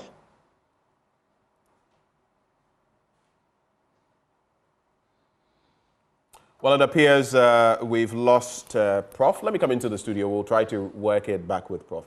For you, religion, the good, the bad, the ugly, especially with a focus on Christianity, because I've always said that, Charlie, all the brokenness in our system, you will find Christians there. Is Reverend Frimpong Manso back? Back. Hello? Yes, I can hear you now. Please go ahead, sir. Yeah, I'm saying that Christmas is one event of the whole Christian story. Right. Where God created man, wanting man to worship him and live for him, man broken that relationship. Right. And for over 4,000 years, man tried different means to get himself out of the broken relationship. But then God offered his son into the world to come and reunite man to himself. And that is the incarnation, God dwelling amongst man. So I'm saying that Christmas was just an event, but it was not the whole process. So Christ came, he was born, we are celebrating the birthday, but he preached, he taught, he healed, he did so many miracles, and died for mankind. But then the church has also been part of the process until now. What we should know is that the kingdom of God is now and not yet. Now, because those of us who have accepted Christ, he is ruling and reigning in us. In a context of the world that has been sold to the devil and who is ruling. So we are just a subset. The world is not the kingdom of heaven. So it is whosoever will. And so it is individuals who respond to the message are those we should expect much from. Okay. And even for those individuals, there are wheat and tares. Not all those who say, Lord, Lord, will enter into the kingdom of my Father.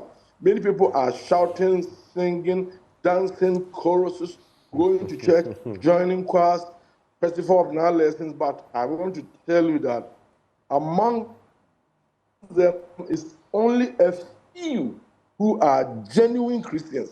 So we keep preaching, we keep teaching. So some of us are not worried about the things we see, because the Bible has told us that as the kingdom of God expands, the bears will come in. It's like the bears will come in and build their nets in Matthew. It's like a leaven when there was also that comes in to spread. So we should never expect that we will get a perfect world where all things will be orderly. But we should not be discouraged. Those who have accepted Christ, the kingdom of God is within them. And they should keep evangelizing, preaching, teaching, encouraging, so that more people will join in. But for the crisis we are seeing, the kind of life people are living is going to be more as Christ tarries. Thank you. Interesting points that have been made. We've celebrated Christmas, depending on how old you are, and I'm not necessarily asking you as a person, but generic, in the generic sense. For me, it means I have celebrated Christmases for a certain number of years, and you have. But maybe it's high time we asked ourselves, after having celebrated Christmas for 5 years, 10 years, 20 years, 50 years, what the essence of Christmas? Do we know it? Do we appreciate it? Are we living it? Well, I mean, my dad had pointed out a few things. I would just add that I have had the privilege of spending Christmas in Nativity itself, as it stands now geographically. Okay. I've also spent Christmas in Vatican, in Rome. And if I look at I can say 55 years of Christmas that I have spent, the ones I experienced in these two locations marked different from what I grew up with. Okay. Now, it is often a hashtag, Jesus the reason for the season. But we must also know that whilst the church is a divine entity, it has earthly elements. And the earthly elements of the church thrive on trading, business, commerce, exchange. So there is the aspect of Christmas which is commercial. And it's very heavy. Yeah. It tends to overshadow the reason for the season, which is the advent or the annunciation of the birth of the Redeemer of the dead or the dying. We can't fault anybody for that because man is said to need survival. And so the person is at the business center selling brooch, selling biscuits, selling candies, selling all sorts of things, crackers, because they need to make ends meet. Now, to be able to do that, they ride on the back of Christmas story to market a product. The question is this: are we able to educate the people to come to a place of first realizing that it's about a story of a real person who is not religious, as it were, because religion basically is a man's quest to discover God. But the Christian story is God reaching out to man with a restorative relationship call. And that is why Dad was talking about the incarnation. God becomes man. And that in itself is fraught with a lot of debate and controversy, but that's not why we're here. We're here to highlight that it's about Christ. So if you miss the Christ in the Christmas, you may be celebrating a commercial, festive occasion. You will just be left with Mass. Christ will be absent. Of course, that one is also someone's very sacred act. No, when I say Mass, I'm not talking of the Catholic Mass. Not the Catholic Mass. You'll be left with MES. MES, okay. I'm with you on that, if that is it. Now, because I am very careful about how sensitive people are to their faith and the way they jealously guard the faith. That's why I wanted to stay off that. Now, it's important that people come to that realization. Anything short of that the church is a divine entity, it has earthly elements. Now, once there are earthly elements in this divine entity, which is called the church, you then ask yourself, what does the church stand for? What does the church represent? What is the ethos of the church? If we fail to do that, all we'll do is, like I see you, Akakpo. Akakpo sits on radio or television and he's just wallowing and pontificating.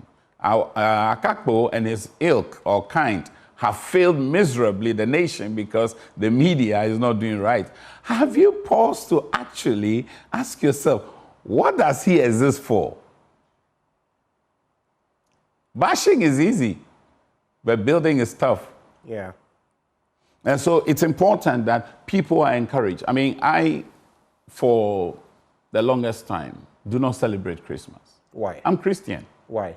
I observe and commemorate the occasion of the birth of Christ, but I don't get into the commercial part of it. Okay. So my budget is still lean around this time. Okay. Because I do my forecast, conclude all forecasts by October. Okay. So all the purchases that go on and people running helter-skelter and getting into the traffic. This is the first time I'm actually exiting my home. But for Kingsley, who convinced me to leave my home, and I've driven close to an hour to get here. Right. It's for the love of humanity and for the service to God. Okay. So these are interesting points you've made. Let me throw this to Prof, though, because Christmas has also become something I find interesting. I cannot count the number of people who have asked me, oh, na me bronya dear.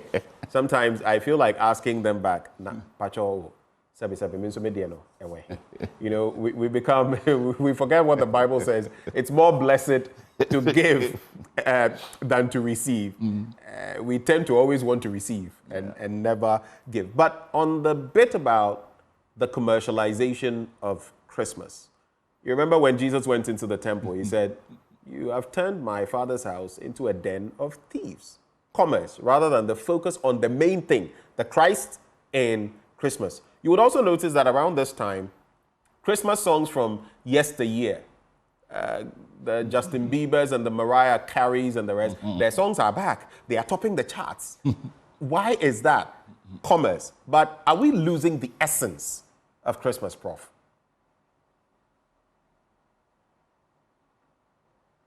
You would have to unmute, Prof. Oh, sorry. Okay, I can hear you now. I'm on mute. Yes and no. Yeah. There are two people on earth, if I will limit myself. Those who are Christians, who have Christ, who worship him, and those who are not Christians, who do not have Christ. So I would say that the world is losing the essence because they do not understand it. But for Christians, it is a time of renewal and a time of reflection about what Christ has done for us. Right. So when we talk about Christians now, both the world and the church is celebrating it. Let us see a scenario. Greater Accra House of Oaks and Kotoko is going to play a football match. Right. There will be supporters of Kotoko and supporters of us. These people have much at stake, but then there will be the larger populace, the drivers who will take people from Kumasi to Accra or Accra to Kumasi to watch the match. Right. Those who will sell their paraphernalia, clothes, t-shirts, and others. Those who will cook food for the supporters to eat, and those who will just celebrate. All of them are enjoying protocol. A cast match. Even people live here and they celebrate Barcelona, Manchester, and the rest, and they've never stepped in Manchester. So the Christmas, people always take opportunity because the Bible says the children of Issachar understood the times. So if I'm selling kinky or yam, or I'm selling clothes, and I know that there's going to be such a special function where people will converge together. Many people have some ideas together. I will just take the opportunity and make my capital or money. So for the world at large, they are just seizing the opportunity to make do. In fact, if you go to Israel and you want to go to the holy Western world and the rest, those who sell a lot of things there, who organize the tour, they are not Christians. They don't even believe in Christ. They will tell you that he's not God, but he has bring the money. He has changed the economy. So we must always make a distinction between these people. For example, let me give you a scenario. Jesus was before Pilate. He was going to be crucified. So there were people who said, crucify him, crucify him. There were another group along the way who were suffering, who said, Hosanna, save now, Hosanna, save now. I've heard people say that those who said Hosanna, Hosanna are the same people who said crucify him. But it's unfortunate, the undertrodden, those who were suffering, who had problems. When Jesus was coming down, they celebrate him. But when he got to the palace, they were the Sadducees and the Pharisees and the big man. Today I would say the inner circle who felt that their position was being under threat. They said, crucify him, crucify him. So it wasn't the same people. So in Christmas, everybody will enjoy, but they have different dimensions. For me, as a Christian, is to think about what he has done for me. And for somebody else, it will think about getting money, the dance bars, the all play football. Even in UK, 26th is the biggest football day. And so a nation can lose the essence of Christ, but they want to take the benefits of Christ. So for many people, Christmas has nothing to do with religion. But for those of us who are Christians, it's a time of reflection and a time of renewing our commitment, a time of direction. Probably this also happened because Before Christmas was instituted, the Romans have their own festival celebrating what we call Solis Invictus, long before the invisible sun. Yeah. And after all the hula balloons and the thing, in fact, Easter was celebrated long before Christmas. Easter was the main thing of the church.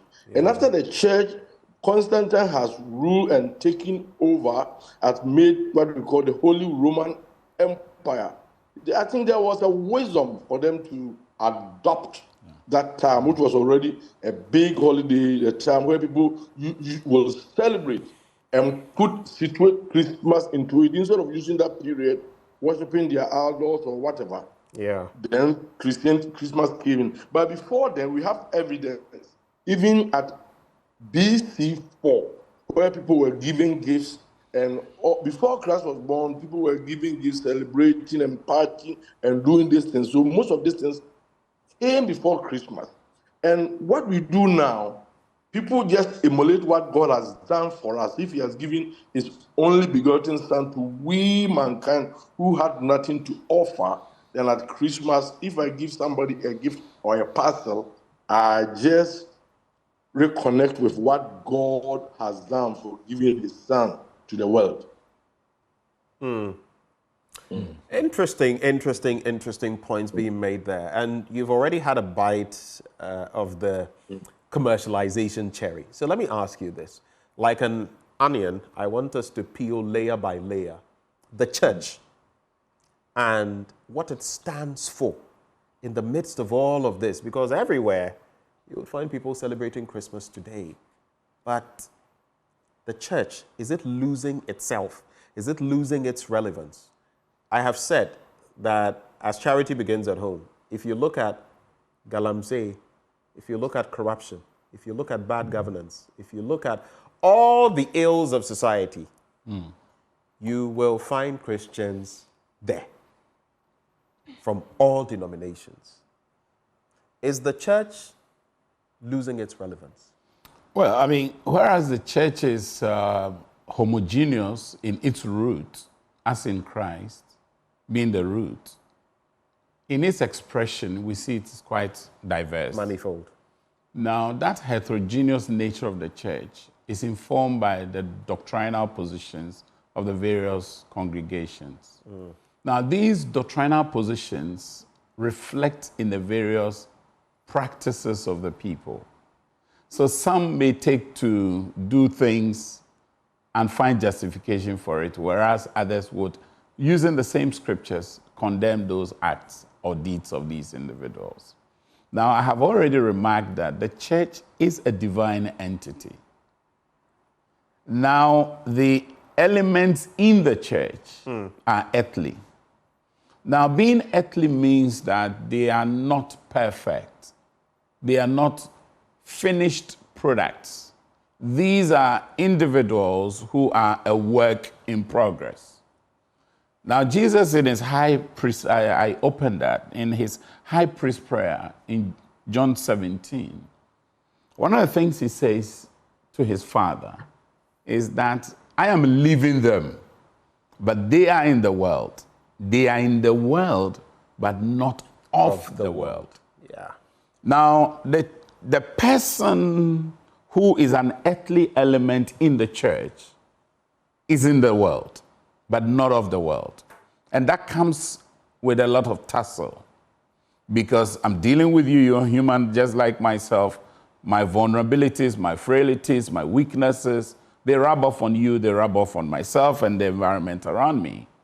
Now, this is where a very famous tree song, many years ago when I was in Scripture Union, Samri, ori siesien, Samri, odena sempano yen yekra ye beseno, se Yesu Christo nyame bano ba yene no bese. To wait, at this material moment, he's actually working on us, pruning us, clipping off the things that are non-essentials and keeping us to the core so that we shall be like him when he appears in his glory. Which is the spirit of Advent. Exactly. So at this material moment, when people say, oh, there are individuals who have some skirmishes, They have some blemishes on them. They have all those.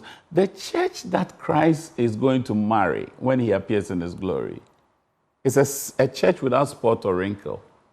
But at this moment, that church is filled with people who are broken, is filled with people who are bitter, people who are burdened.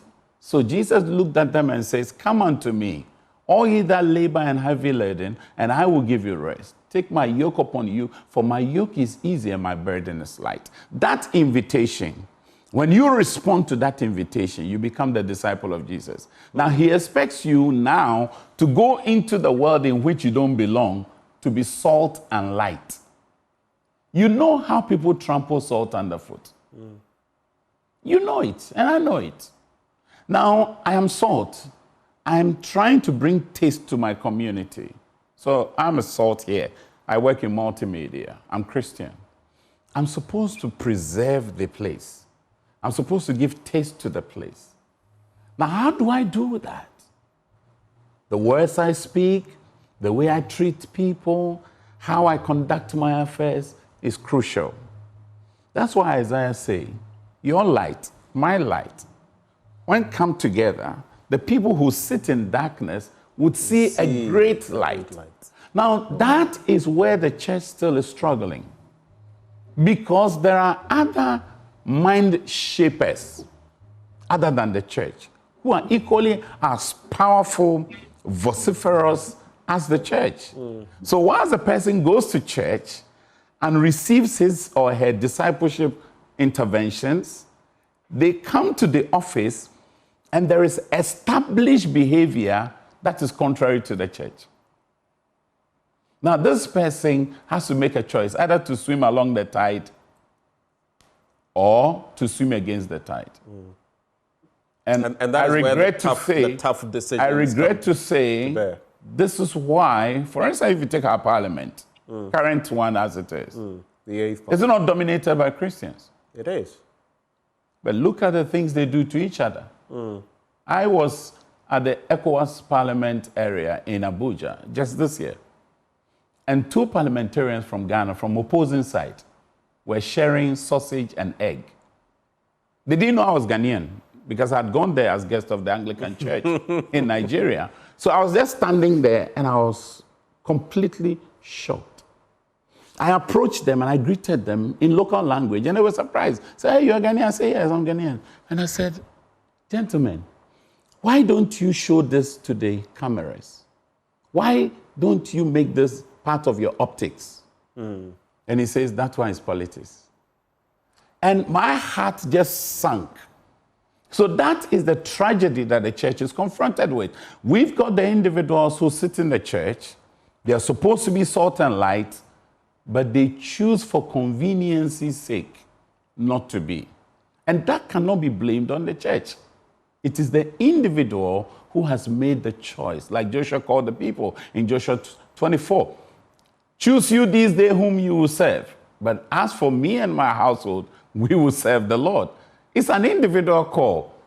But the sad thing is that the individual's culpability tends to be the crisis of the whole. Now, Prof, coming to you, you'd realize then that there's some sort of decoupling. Like the last example Amos cited about, and I've heard it before. They've told me before. They would come on the show and it would be, fire. Then when they are done, they'll be, hugging and something like, but you guys also, that one, they are politics, I know they are grown. But you see, the people who follow them don't know that this is how, after the fact, this is how they are reacting. In terms of this decoupling, let us narrow the conversation down to society, our society, and what it has become. Some people would say, now we are seeing a lot of, these videos of people doing engaging in all kinds of intimate acts and people doing all kinds of things, right? I don't want to get into the details. You already understand me. And that, back then it wasn't like that. And some people would counter and say, back then you didn't have social media. If you did, maybe you would have done worse. Is this decoupling that problem that is making Christians not live out their Christianity as it ought to be? Thank you very much. Before I answer, a thought came. The perception about Christianity by the populace and possibly perception of Christianity by some of us, they are different. First, somebody can live in Ashanti region, like my wife, who is a Fanti. We've married for 40 years. We live in Kumasi, but she's not an Ashanti. Somebody from Togo can speak the Twi, it's not an Ashanti. Somebody from Nzima can speak the Twi, it's not an Ashanti. And so you say Ashanti 4 is doing something. And if you go down there, the person is not by Ashanti, by parenthood, or by marriage, or by anything, but he has lived there. That's why in Ghana, even when we are going to do elections, we normally have a form of registration. The sad thing is that all the people who throng to church and come back, drive, wear their clothes on Sundays, and come back, they are perceived to be Christians. So first, if we are talking seriously, we should define who is a Christian. Right. Somebody who has accepted the Lord Jesus as his Lord and personal Savior, and he has given his or her life to him, and he's following him, worshiping and following the teachings and the instructions of Christ. Some of these people will still do mistakes, blah, blah, blah, but they will pray, they will repent, they will ask for forgiveness. But there are also a lot who will just be mixed multitude. Like when the Israelites were coming from slavery, they joined them. These were the people who were asking for the garlics and the onions and the rest. So there should always be a definition. Coming back to your point, in Ghana, even among our tribes, we live very, very close together. Like I'm saying, I've married a Fanti. We are together. I have got friends who are Evers. I've got friends who are Nzemans from the north. In fact, I love the northern region and all the people. And that is how we have lived. And so for politicians being together like what is saw at Abuja, it's normal. But they are not bringing it to the optics. Let me say, I have always called for the fact that this winner takes all. I'm bringing this early. Unless something is done about it, this situation will always be there. Because something happened in one-day elections, and many people, their livelihood or their life changes at once. And when many people's life change, they will fight tooth and nail to get their status restored. Anyway, it appears the connection to Prof is momentarily gone. We'll try to get him back. But those were some, crucial points being made. Oh, it is. by Prof. Prof, can you hear me? I am praying that, yes, please. Okay. I'm praying that despite the fact that we are fighting politics here and there, in our homes, in our families, wherever, we should change. In fact, we are following some people. This democracy that we are enjoying, some people did it before us. I've seen in some families in UK where the man is Labour, the wife is Conservative, and the children Lib Dem and the rest, and they live together. Yep. The school that I attended, the president was Conservative, or the principal. His vice, the next in command, was Labour. And it was so beautiful. And, where others have reached, it will take a long time, 300 years democracy, 200 years democracy, 100 years democracy. So it's an evolutionary process. We normally memorize what happened in 79, or our parents talked about the independence stories. But a generation will come who will know 79, those who fought for independence, all of them are going, and a new generation is coming. Our children are coming who did not see before 92. And as they move together, I think some of these aggressions and tensions and the disunity and the things that we are seeing will subside. I'm also pleading with the media. The media also are part to be blamed. Normally, they will look down on the good things that happen because they want to be sensational. They want people to read their stories. They want viewing. So the exceptional has become the norm for them. The negative, the wrong things that are happening. And the social media has even become worse because there are no regulations for these social medias. And this social media, they can throw anything without a source and all these things. But I think we will get there.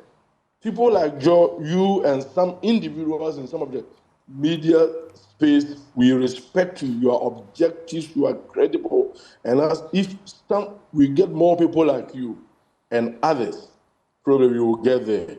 But when you come to the church, it is a spiritual thing. It's an innate thing. Unless the Lord has touched the heart of the person and the Holy Spirit is working within him, he will go and sing the hymns and do whatever and dance the dance and even prophesy. But he won't bear any fruit. He will be what he or she has always been. And we'll get to, especially as you talk about prophesying, we'll get to the bit about false prophets as well, and false prophecies. Yes. But let me come to you, especially as we talk about the church and its relevance, whether it's living up to its divine calling, its divine mission to lead souls, not just to Christ, but to salvation in the end. Has the church lived up to expectation in terms of holding our leaders to account, in terms of guiding them to do what is right? Well, I think that largely my dad would speak more to that because they work behind the scenes. I'll pose the same question now, to him. You will notice that the church is not giving to public scolding of politicians. It's for good reason. They don't desire to put anybody in a bad light. But where I sit, I know that there are a lot of backdoor conversations that are going on. They would rather do that than come into the public arena and get into the fray where there's a lot of heat and tension, and sometimes it's a bit too chaotic for my liking. Pardon my interjection here. I agree with you. Yes. But do you know where it gets problematic? Let me know. Where, for example, some people will say, okay, so X person from this denomination was pretty ferocious on Y, when Y was some person in leadership. But when Z took over, worse things happened, and X, for some reason, never spoke. I mean, how do you react? I'm an ardent follower of American politics, and I'm a Trumper. I don't shy. Those who know me know that I'm a very strong advocate for Trump because I've read a lot of his books. Many haven't read, but they just follow news feed and form opinions about him, sadly. That's a reality shaped. Now, if you look at the Democrats, Jimmy Carter is there. He's a reverend minister. Jesse Jackson is there. He's a reverend minister.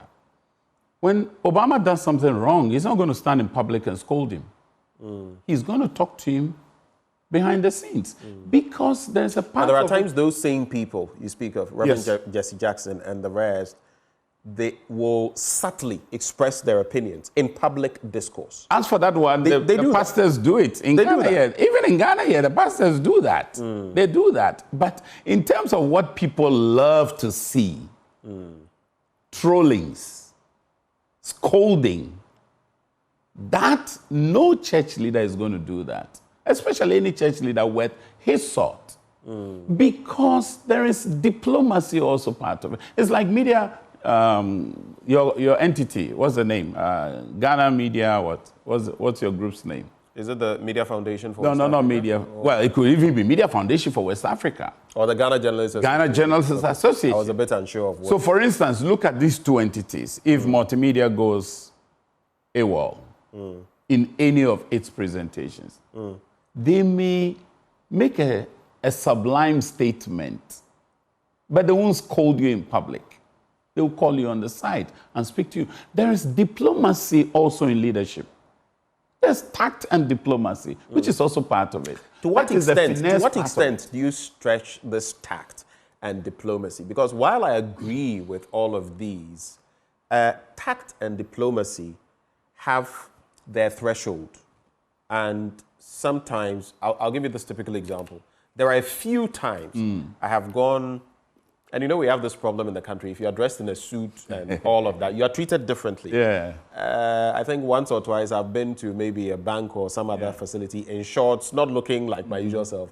They may not recognize you. And sometimes it may take, hey, this thing you're doing, I want to see your manager. Before some action, I don't really like doing those things. I mean, sometimes those things happen. But my question is, if you do all these backdoor things, right, which is the appropriate thing anyway, but the backdoor things, we don't see, we don't feel the palpable results, and people don't even know that you are doing this. Of what purpose, of what use is this intervention? Well, I think that my dad will again speak to some of these things because I am aware Christian Council issues communiques. The Catholic Bishop Conferences, every time after their conferences, they issue statements. The Ghana Pentecostal Charismatic Council issues presses. Now, that is their way of speaking to the issues of the state.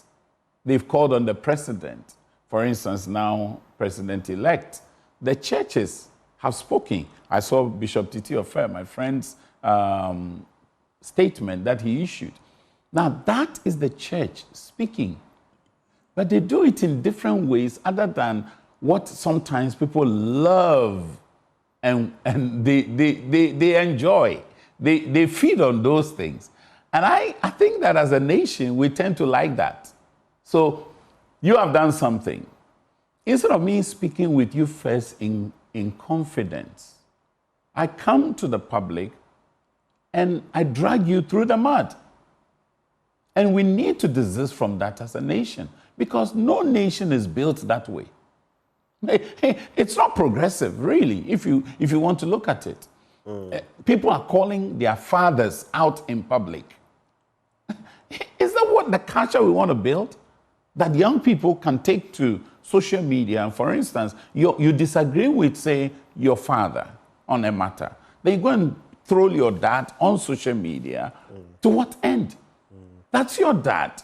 You are literally cutting your nose to spite your face. So the church does it the way the church wants to do it. Now, what the church would never have to do is to be coerced into becoming a folder for the back and forth accusation and the rancor that I see. We need to have sane minds, sane hearts, speaking to the issues so that there's not this intemperate use of language. There's not these sentimental expressions being thrown at us. And you see it, a lot of diatribes and ventilations of all sorts of things. And it takes us nowhere. Okay, hold right there for me. Let me bring in Prof. In the midst of all this, the church has certain lofty standards to meet. The yardstick is high, as Christ left it. But is that yardstick being met when it comes to leadership? And I'm not just talking about the church in guiding leaders to do the right thing, but church leaders themselves. And also the bit about hypocrisy. Is the church as real as it ought to be? Or is it pretty hypocritical? What is your take? Yep, thank you very much. But let me just say one quick thing. In fact, if you talk about the church's contribution to society, talk about education, health, agriculture, and a lot of others. I don't want to go there, but we have been light and salt, and we are still contributing a lot. Most of these private universities, best secondary schools, hospitals, and the rest. But coming to the issue you've wrote about, yes, there is some form of some hypocrisy amongst some people, but I don't think it will be everybody. And the thing is,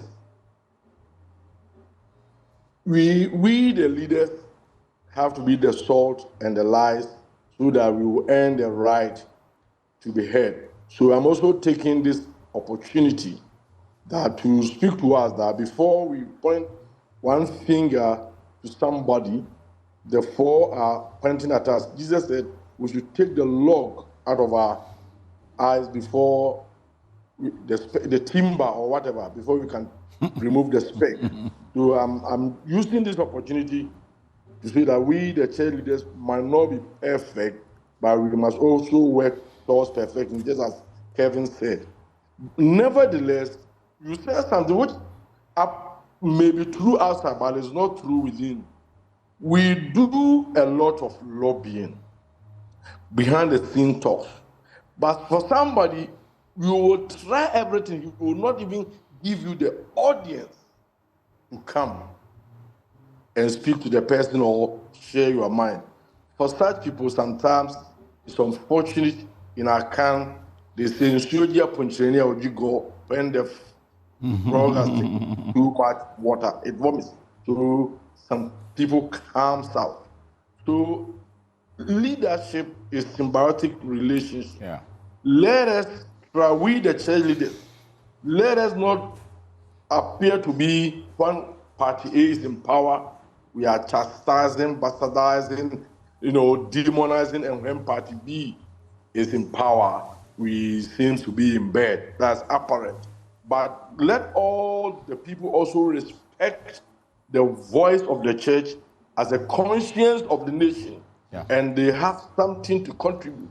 So when they are in power, they should not look down upon the church leaders, speak against them, criminalizing them, not willing to speak to them. I think it's a symbiotic relationship. Just even like the Peace Council.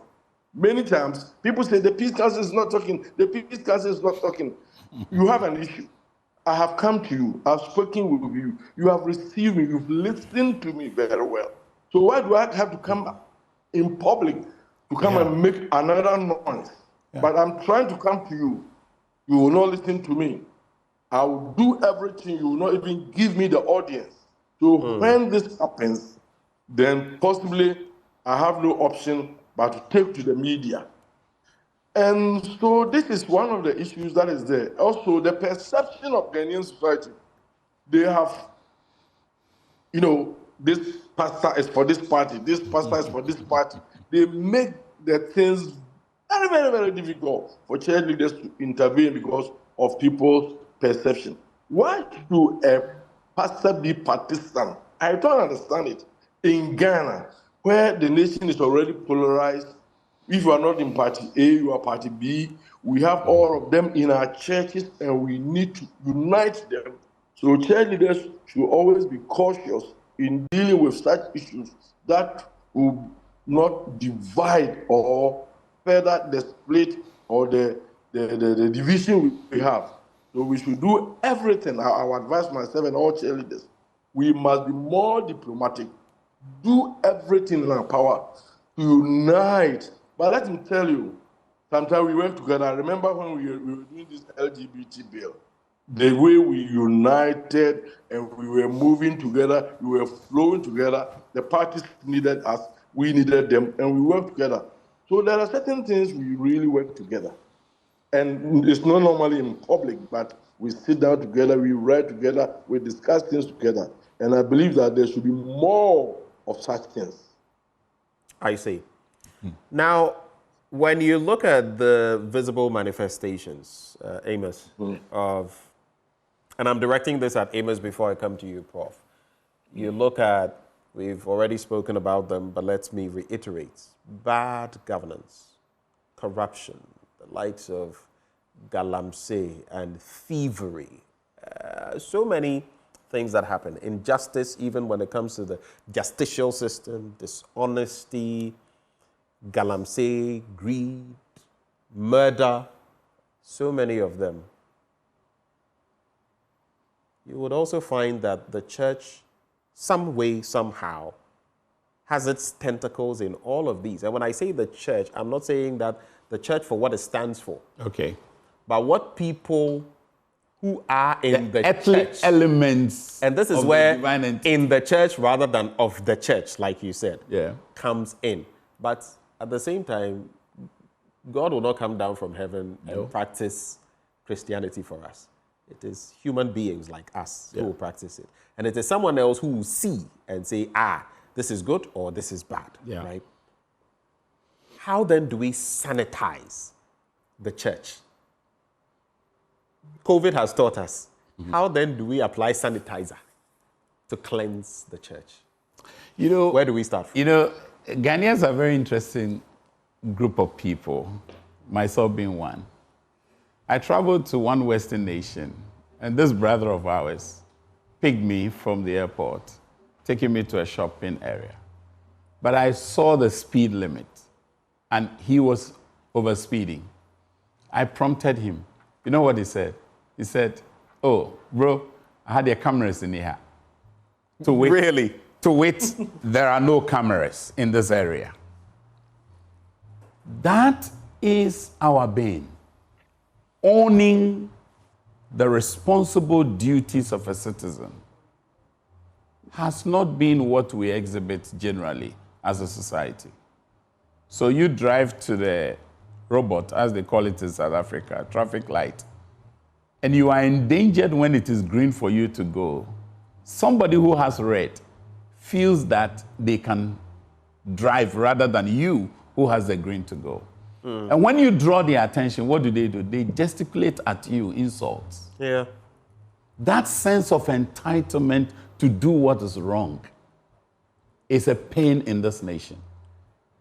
Now, so we need to increase and intensify the efforts at ensuring people own the values that they are being taught in the church. And that we have admitted to. That there is work to be done, yes, but the individuals in the church must be responsible for their actions and inactions. And the reason evil is said to thrive is basically because those who could do right don't do it, and they watch those who do wrong to go on and do it.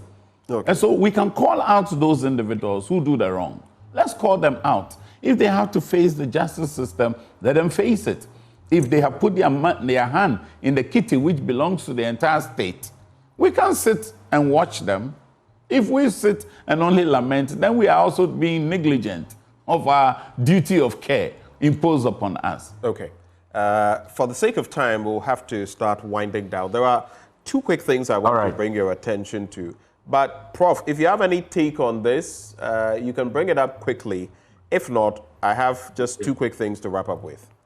Any thoughts? Yeah, my thoughts, Kevin has said more, but the thing is, the church operates in a system where there's executive, legislature, or legislative and judiciary. They have the right to arrest, prosecute, and the police has the right to do certain things. So the church cannot take what the state is supposed to do.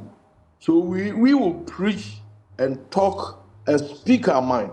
But if the parliament will not pass the right laws, if the judges will not give right judgments, if the legislature will not be, the executive will not be in place to make sure that all the machines are working, then we have a problem. Plato has said, every man given the same opportunity will do wrong things. Right. So the Europeans, because they have set laws, speed limits and the rest, and they are monitoring, there's a little bit of law and order. So no matter the preaching, John the Baptist will come and preach, Jesus will come and preach. If the state will not function well, we are in a dysfunctional state, okay.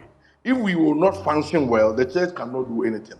So the institutions should take up their responsibilities and do the right thing. All right. You know, let me just add this. As for crime and wrongdoing, it's pervasive globally. Recently, there was a racketeer that was shattered in China. Football racketeering, using betting. You know what happened? Not long ago, I was listening to a documentary in Canada where they woke up days after days after days. They will find one limb of an individual foot. they started seeing right foot, and later they started seeing left foot. And initially it was only male foot, then they saw a female foot.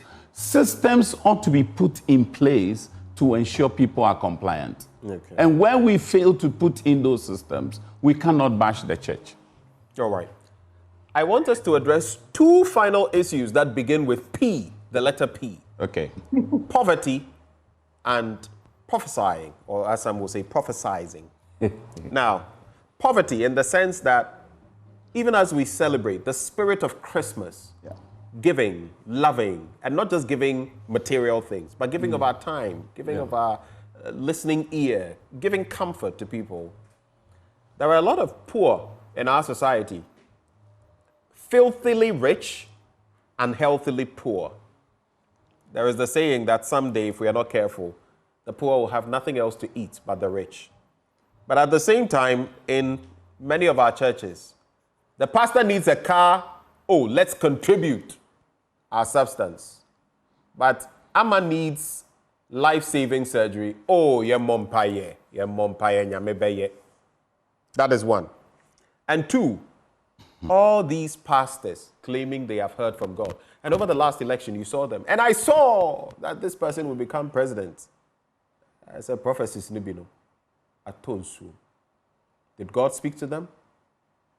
Your take, brief thoughts on these two. How the church is addressing poverty and this newfound love for prophesying, supposedly in the name of God.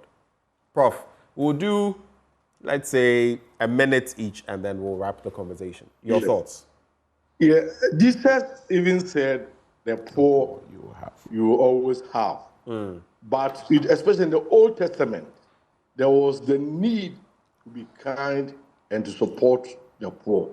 So you made a scenario where some churches do not care.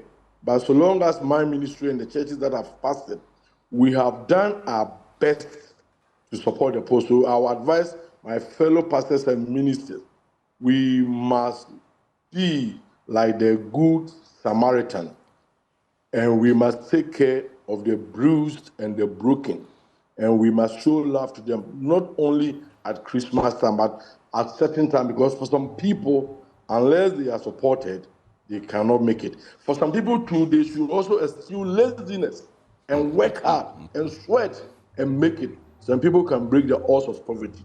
Coming to the prophecy, it's very, very unfortunate that this thing is destroying. Hello, Prof. Hello, Prof. All right, let me come to you for the sake of time. So. The issue of giving is something I've been highlighting. I saw a video of a boy who was picked in the women's public toilet, the bin basket. It was 3 years ago. The video went viral. I went and met this boy. He's now almost 4 years at the Village of Hope. And since then, I made a commitment together with my couples. We don't have a lot of money. We mobilize diapers and stuff and go and give it to the children at Village of Hope. In fact, I have just received consignment of footwear to go and give to them. That is how we build a society. Too many of us are looking at those who are filthy rich, if you like, to give. The church in Macedonia, they gave out of their poverty. Now, Jesus... We all can give. In fact, we all must give. You know, you have clothes in your locker that you haven't worn for 4 years. Yeah. It's indicative that you don't need it. In fact, they say if in 6 months you've not used... I wanted to be magnanimous and generous towards you. You know, I had this issue of prophecy, my brother. I mean, as I speak to you now, 30th December, I'm going back to Village of Hope. It's a commitment I made. There's a girl there who is 23, bedridden, has never spoken in her life. My older daughter is 23. When I saw her state, I bought her a wheelchair. I don't have a lot of money, but I have given to that girl. I'm highlighting it for people to know that it is not only the rich that give, those who don't have something others don't have. All of us are called to give. We have to go. Prophecy. A bit about prophecies. Look, this prophetic thing, many of them, sometimes I watch the television, I see somebody say he's giving prophecy. They're quoting the word of God verbatim to people and they call it prophecy. And church people have become overly gullible and vulnerable because we are lazy largely. We're not studying our scriptures. I woke up before I got here. I've done my devotion. Shake that table. I've done my devotion before I got here. Right. I'm not going to depend on a pastor, much as I respect all my pastors. I won't go to a place and somebody comes to me and says, I have a prophetic word for you. Look, if you have a prophetic word for me, I would rather you shelve it somewhere. You see, we are riding on the back of these things, and too many of us have become overly dependent on prophecies. Yeah. When you don't even know what the word of God says. So when somebody says the word of God, you say, this is prophetic word. It's not. I traveled to Brazil. And I'll share this. I'll wrap up with this. A researcher who has never been to Africa, this was the World Pentecostal Forum. He doesn't speak a thing in English with a translator in Portuguese. Comes to me and says, I hear in your country there are 2 angels. What is your government doing about it? You know what I told him? I said to him 2 weeks ago before I got here, I was going to speak in Kumasi. One of the angels was in the queue with me, coming for his details to be checked by the security people. Make of it what you make of it as an angel. You see, we've allowed these persons to run and railroad themselves into all the spaces. And we are now crying and smearing the church with it. They are not the face of the church. They don't represent the fidelity of the church. And indeed, they don't represent the future of the church. All right.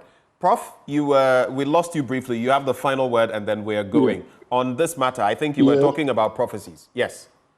Yeah, the prophecy, I did a full session with Malik Dabu on Joy several years ago. Yeah. I would really want to come and sit down with you, probably an hour, but I'll say that about 99.999 of these prophets are fake.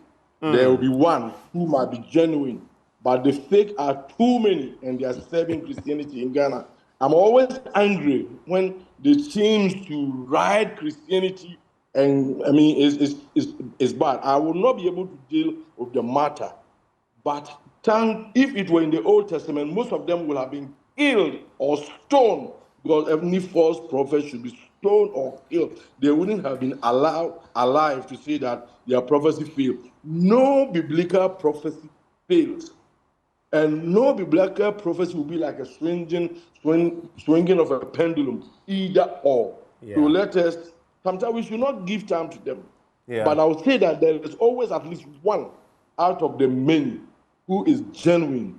But it takes people who love God, pray, and read the scriptures, who identify this piece, the genuine prophets. Right. But to me, 99.999.999 infinity are fake.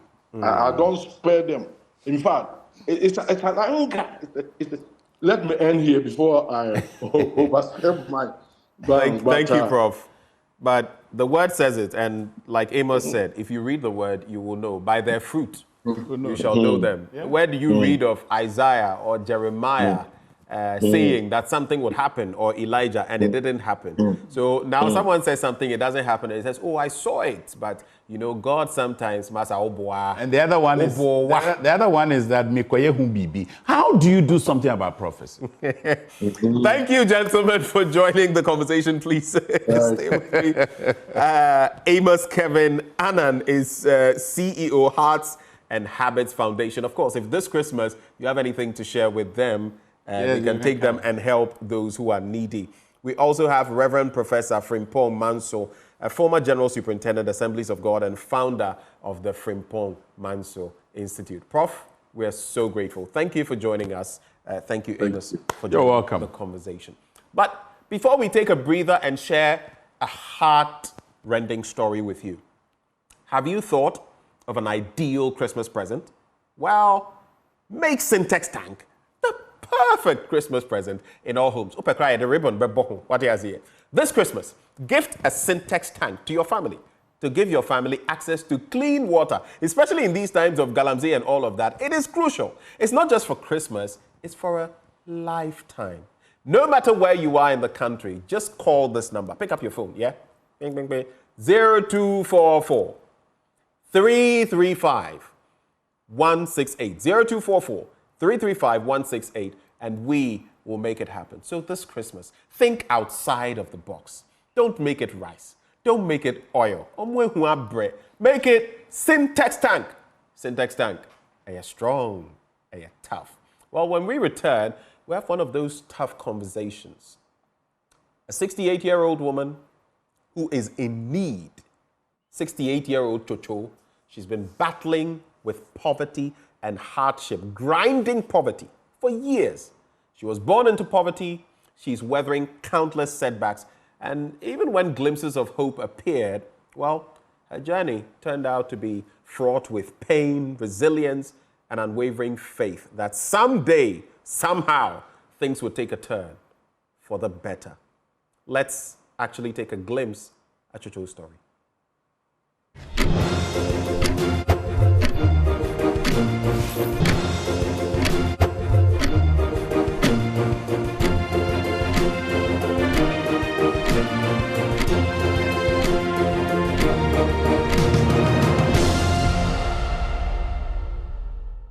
Almost midday.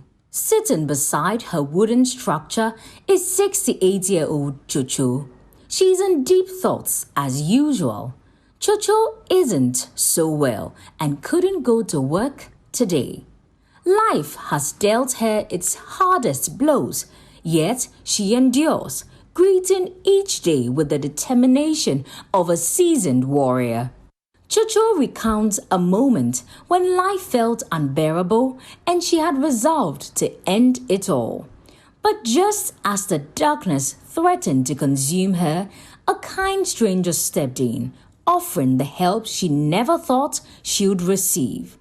This benefactor gave her the means to start a small business, a lifeline that pulled her from the brink and gave her a reason to fight on. Hey, Tommy. Je wataka ya jie kumenda nche ita keke do kan sankete aka chaki kan ya chune ya mango ho ape emi me ya meta na me kami awo ne me uje na ka gbomoje mi ni ba ko ni kanu ma papi ata homo edomi ni ma cycle wo be ko ye radio bibi oko ni ngbele no ni nu moko je prison e ba ni mo e ba ewe Adum FM akashi ka onye jelemi sane oleboni oba nyiwa no kana amla lo sane shiko na sane no tenkafu alo tensanwa no ba na boni jelemi yo nakata me npoto chufa aka meshi aka manu aka jelemi ejiemi le boni ma fe ife no fia no nana ni je chele no me hie phone ko no me na me ebashi ebakocho here ya meko ni he papa le number ya radio Adum FM ni je chele ni ntwala ko jele mi ejie mi shimi to magbe mi to manu chofa ni magbe ni ka dabi ka gbo yi she e ke number ba ha moko mo ba atwa mi ni ka yo na kata me ye do mi ye hwe so mami mi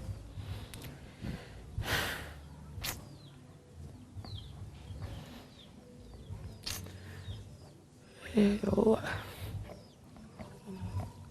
Whatever, calm down. Calm down. Wo kuma kanta me wa me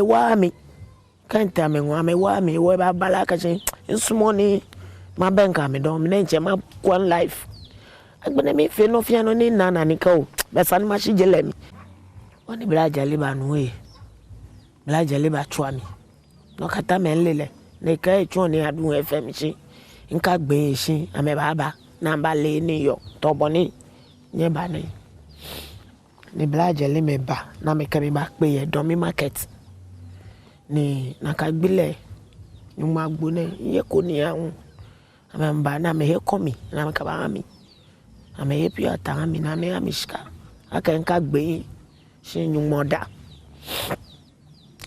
na kata me ko na mi o he mi tro injwa ka nye gbene do nche no ni mi yo ike ni bla jale ka na chuise ba mishka na me bi mi aka mi ni mi ta ma ho mi ni chumo mi so ma ho ni ka mi so ma ho vegetables ma ho carrots ka ni bi ma ye togo ni ka ba bi ni ka yo inu shishka na me ka ha mi e she ni ma ya togo ma he ya ko te togo asa no o ya he mo no to me na fa ne ka fa o ba pe me ne ko ka ba bi bo ka ba ho ha me ne me la o ba ho ha me one fi na kan nti agbogboshi ni nti agbogboshi ne anayo kwa chole awonye ni imbalance ne kamichon yoko ho green pepper kan bi ame chane ken to boni ko touch ne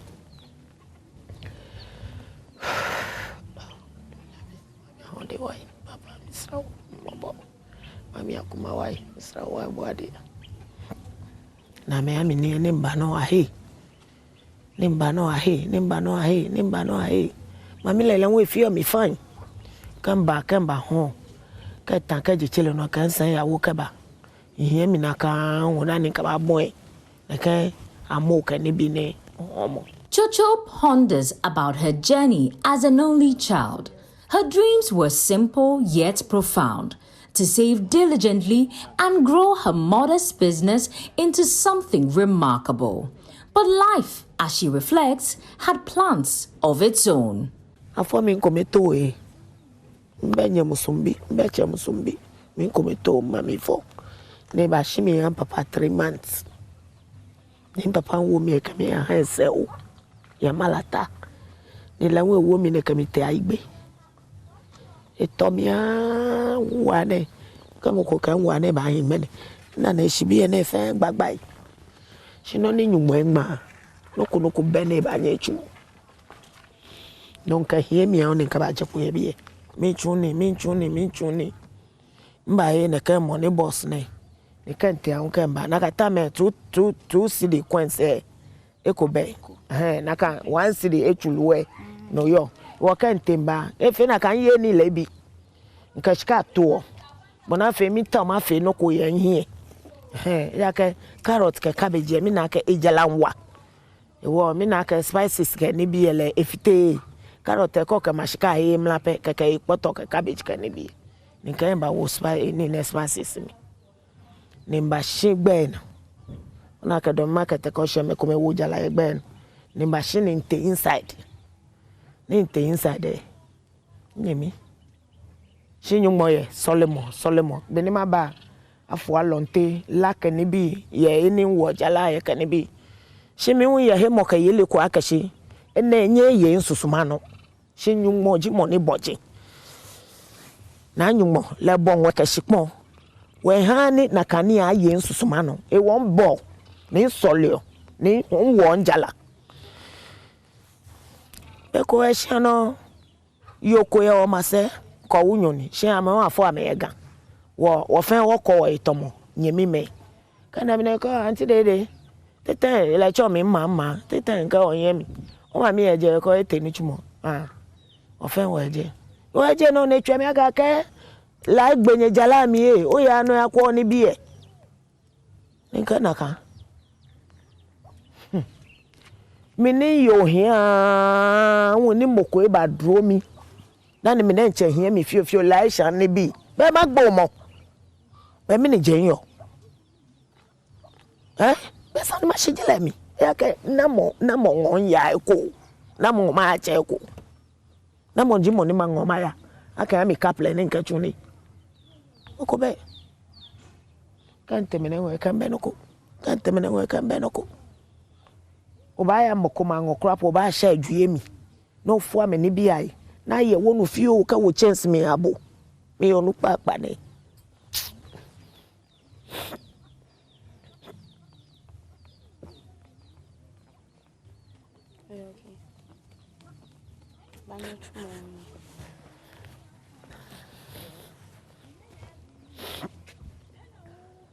Since 2016, Chocho has been making a living selling sachet water. Each sale a drop in the bucket towards survival.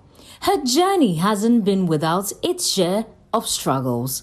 She recalls her time as a chop bar worker where long hours and exploitation weighed heavily on her spirit.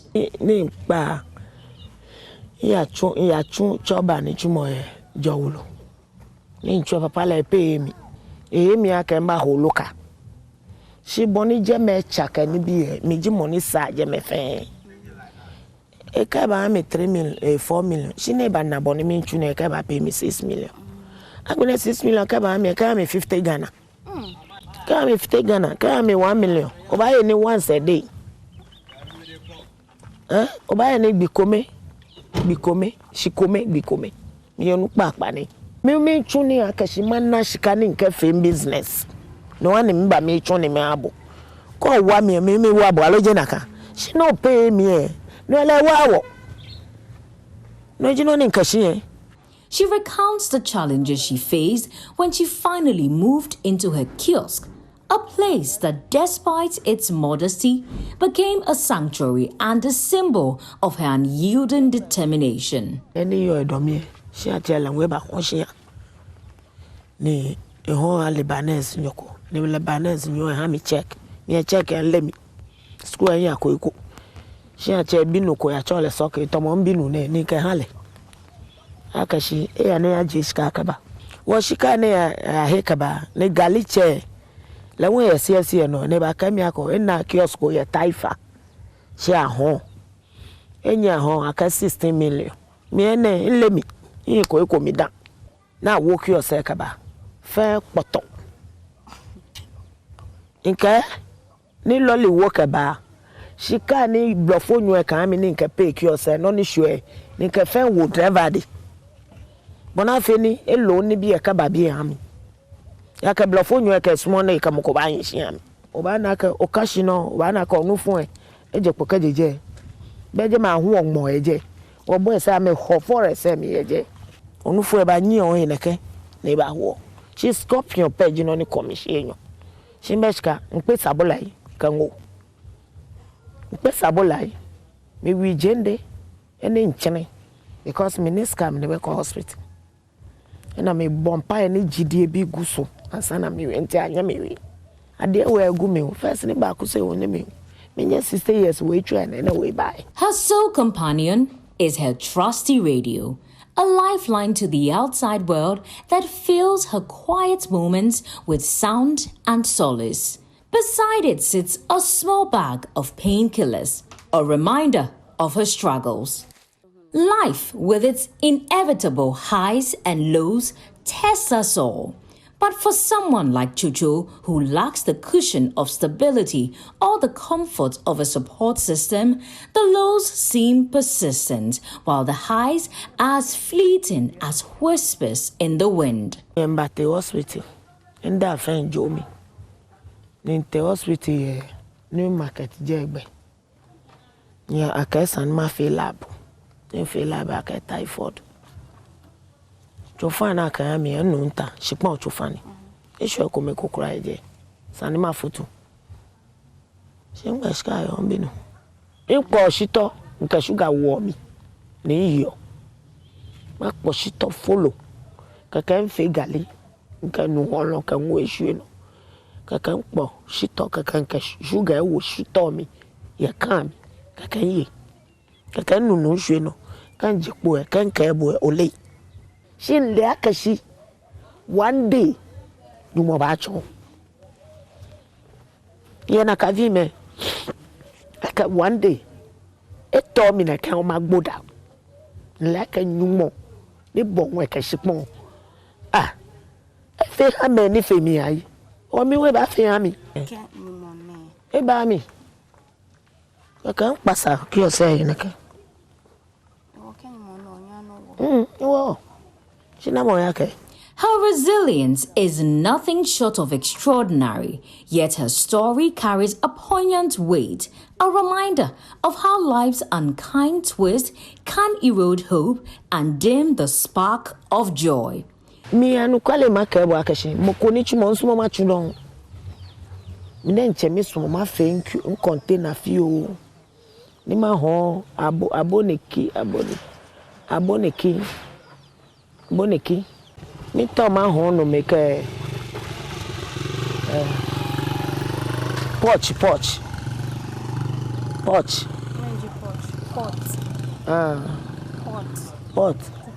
Kuku. Any a formal visa touch any son and be light. Many light. It was actually honey.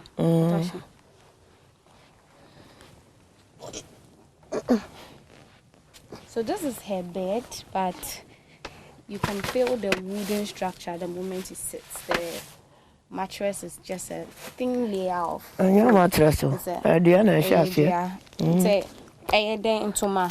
The matter obia champion there sister. You can tell it's a very slender mattress. It's very there's no volume. Yeah. Chocho's pain runs deep, a complex blend of physical struggles, financial hardships, and emotional wounds carved by isolation and the shadows of dreams left unfulfilled. Adubia Asari's report, read to you.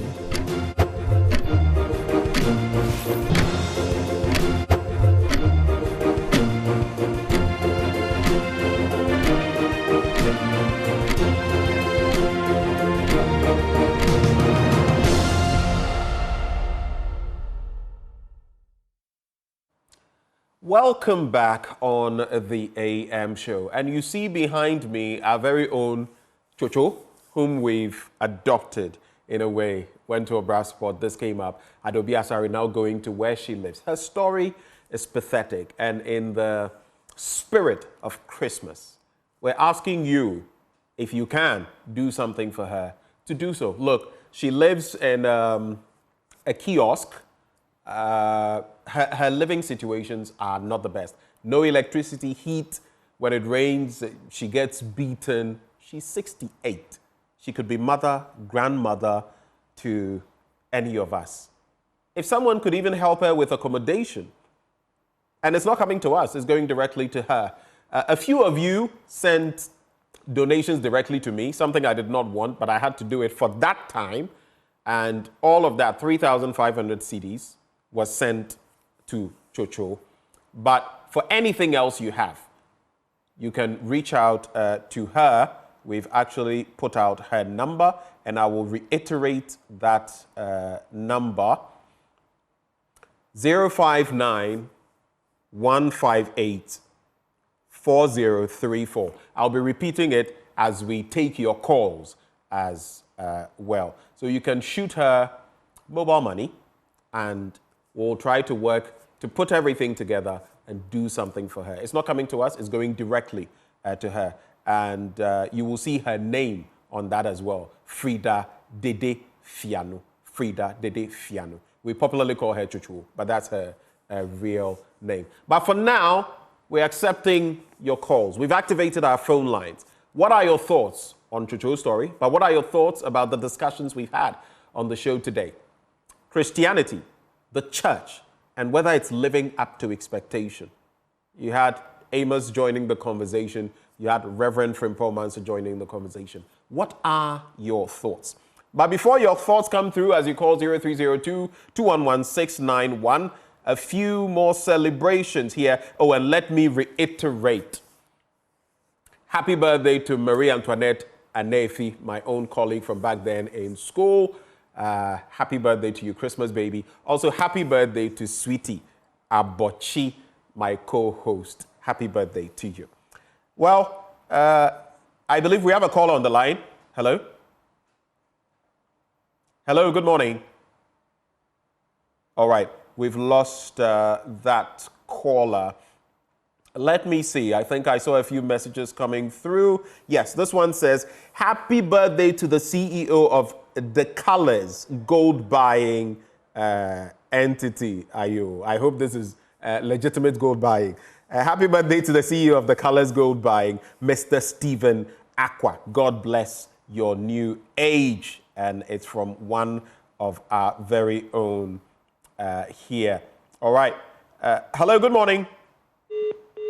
Oh, did we lose that caller too? Oh, my bad. Fachami, I'm so sorry. I'm so sorry. I'm so sorry. Just call that number. If that was you, call again. 0302-211-691. Fachami, why? I'm sorry. I'm just trying to find as many birthday messages as have been sent to me. Did I see any others? We have a caller from Ho. Hello, good morning. Hello, good morning. Hello, good morning. What's your name? Where are you? Okay, so you are in Ho. What's your name, please? I'm Joseph calling from Volta region. Right. Please, what are your thoughts for us this morning? Okay, regarding the prophecy and poverty stuff, you know, to be even called a prophet, you will have to be, it's an area of calling. People are sitting on the fence of the gift of prophecy to be addressed as though prophets. But to be a prophet, you will have to be called and you will have to understudy for a number of years. And then the society within which you live will be the one to endorse you as the prophet. And Right. mostly in the days of the Bible, you find prophets to be those God has chosen, and the entire people of Israel get to know you as their prophet.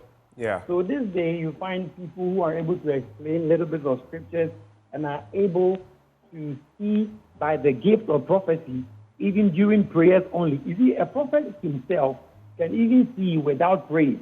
A prophet could just be walking and see and be able to prophesy, like in the days of the old, where you find Elisha, Yeah. who was given support by this particular Shunammite woman. And after some time, Elisha was like, what can I do for you? So you get to see that that prophet only prophesied for this woman to give birth in a year's time without even seeing or even hearing from God. So they can stand in the office of their prophet as to be able to even give prophecy without even sometimes hearing from God. So all these ones we see around who could just prophesy because they pray a little bit here and there and use scriptures are not true prophets. Thank you very much. God bless you. Thank you for sharing your thoughts all the way from Ho. You can share yours too. We still have a bit of time, about 3-4 minutes. If you're minded to do so, you can call, whether on Chocho's story, on the story of Christmas, and also the role of the church. 0302 211 691 is the number to call. 0302 211 691. Okay, so I thought I'd seen some birthday messages here, but no, I don't have any. But Evangelist Jude Tete, you're saying good morning to me and Merry Christmas. Well, Jude, Merry Christmas to you as well. And a Merry Christmas as well to Kwame Jumo Ajaman. Thanks for the wonderful Christmas message. Oh, and I can't forget my nephew and niece, Papa and Mary Antoinette. And there's also Nanekia. Merry Christmas to you. Happy New Year in advance. Okay, Akim Ofwase, I believe that is where you're calling from. Prosper, you're bringing us prosperity. Good morning. Good morning, Mr. Benjamin Akapu. Good morning. Yes, sir. What are your thoughts, please? Yes. You know, the Bible says that in the New Testament that the law and the prophet came until John. John is the last prophet who wrote Revelation. And this means that any prophet that comes after John is a false prophet, because every prophetic word has already been written in the Bible. I could hear Prof saying that the true prophet, you wouldn't even get 1%. You wouldn't get anyone at all who is a true prophet in our day. I so see. Anybody who prophesies in our day is a false prophet. That is what I want to say. But before you go, how then do you react to that portion of scripture where it says your young men will prophesy and all of that, even in Jesus' time? Why do you think he said that? They will see dreams, Yes, they will dream Mr. Benjamin, dreams, and they will prophesy. that prophecy Was has that come meant to for pass. to end with John?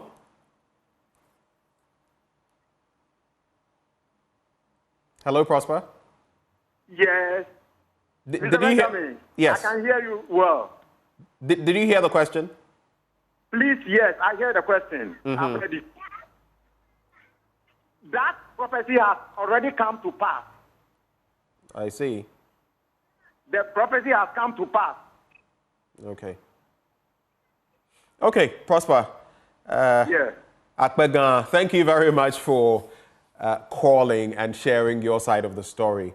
I disagree on the bit about John being the last prophet, though, but I think that it is the way, the manner, how some of these people, and let's call a spade, some of these people out there are merely fleecing, gullible people, sorry to say that, people who don't want to reflect on the word for themselves and will only take lock, stock, and barrel everything some pastor says, taking it as the gospel in every way. Some of the teachings on even tithing, in some, I'm not disputing it, but in some contexts, in some places, it's funny.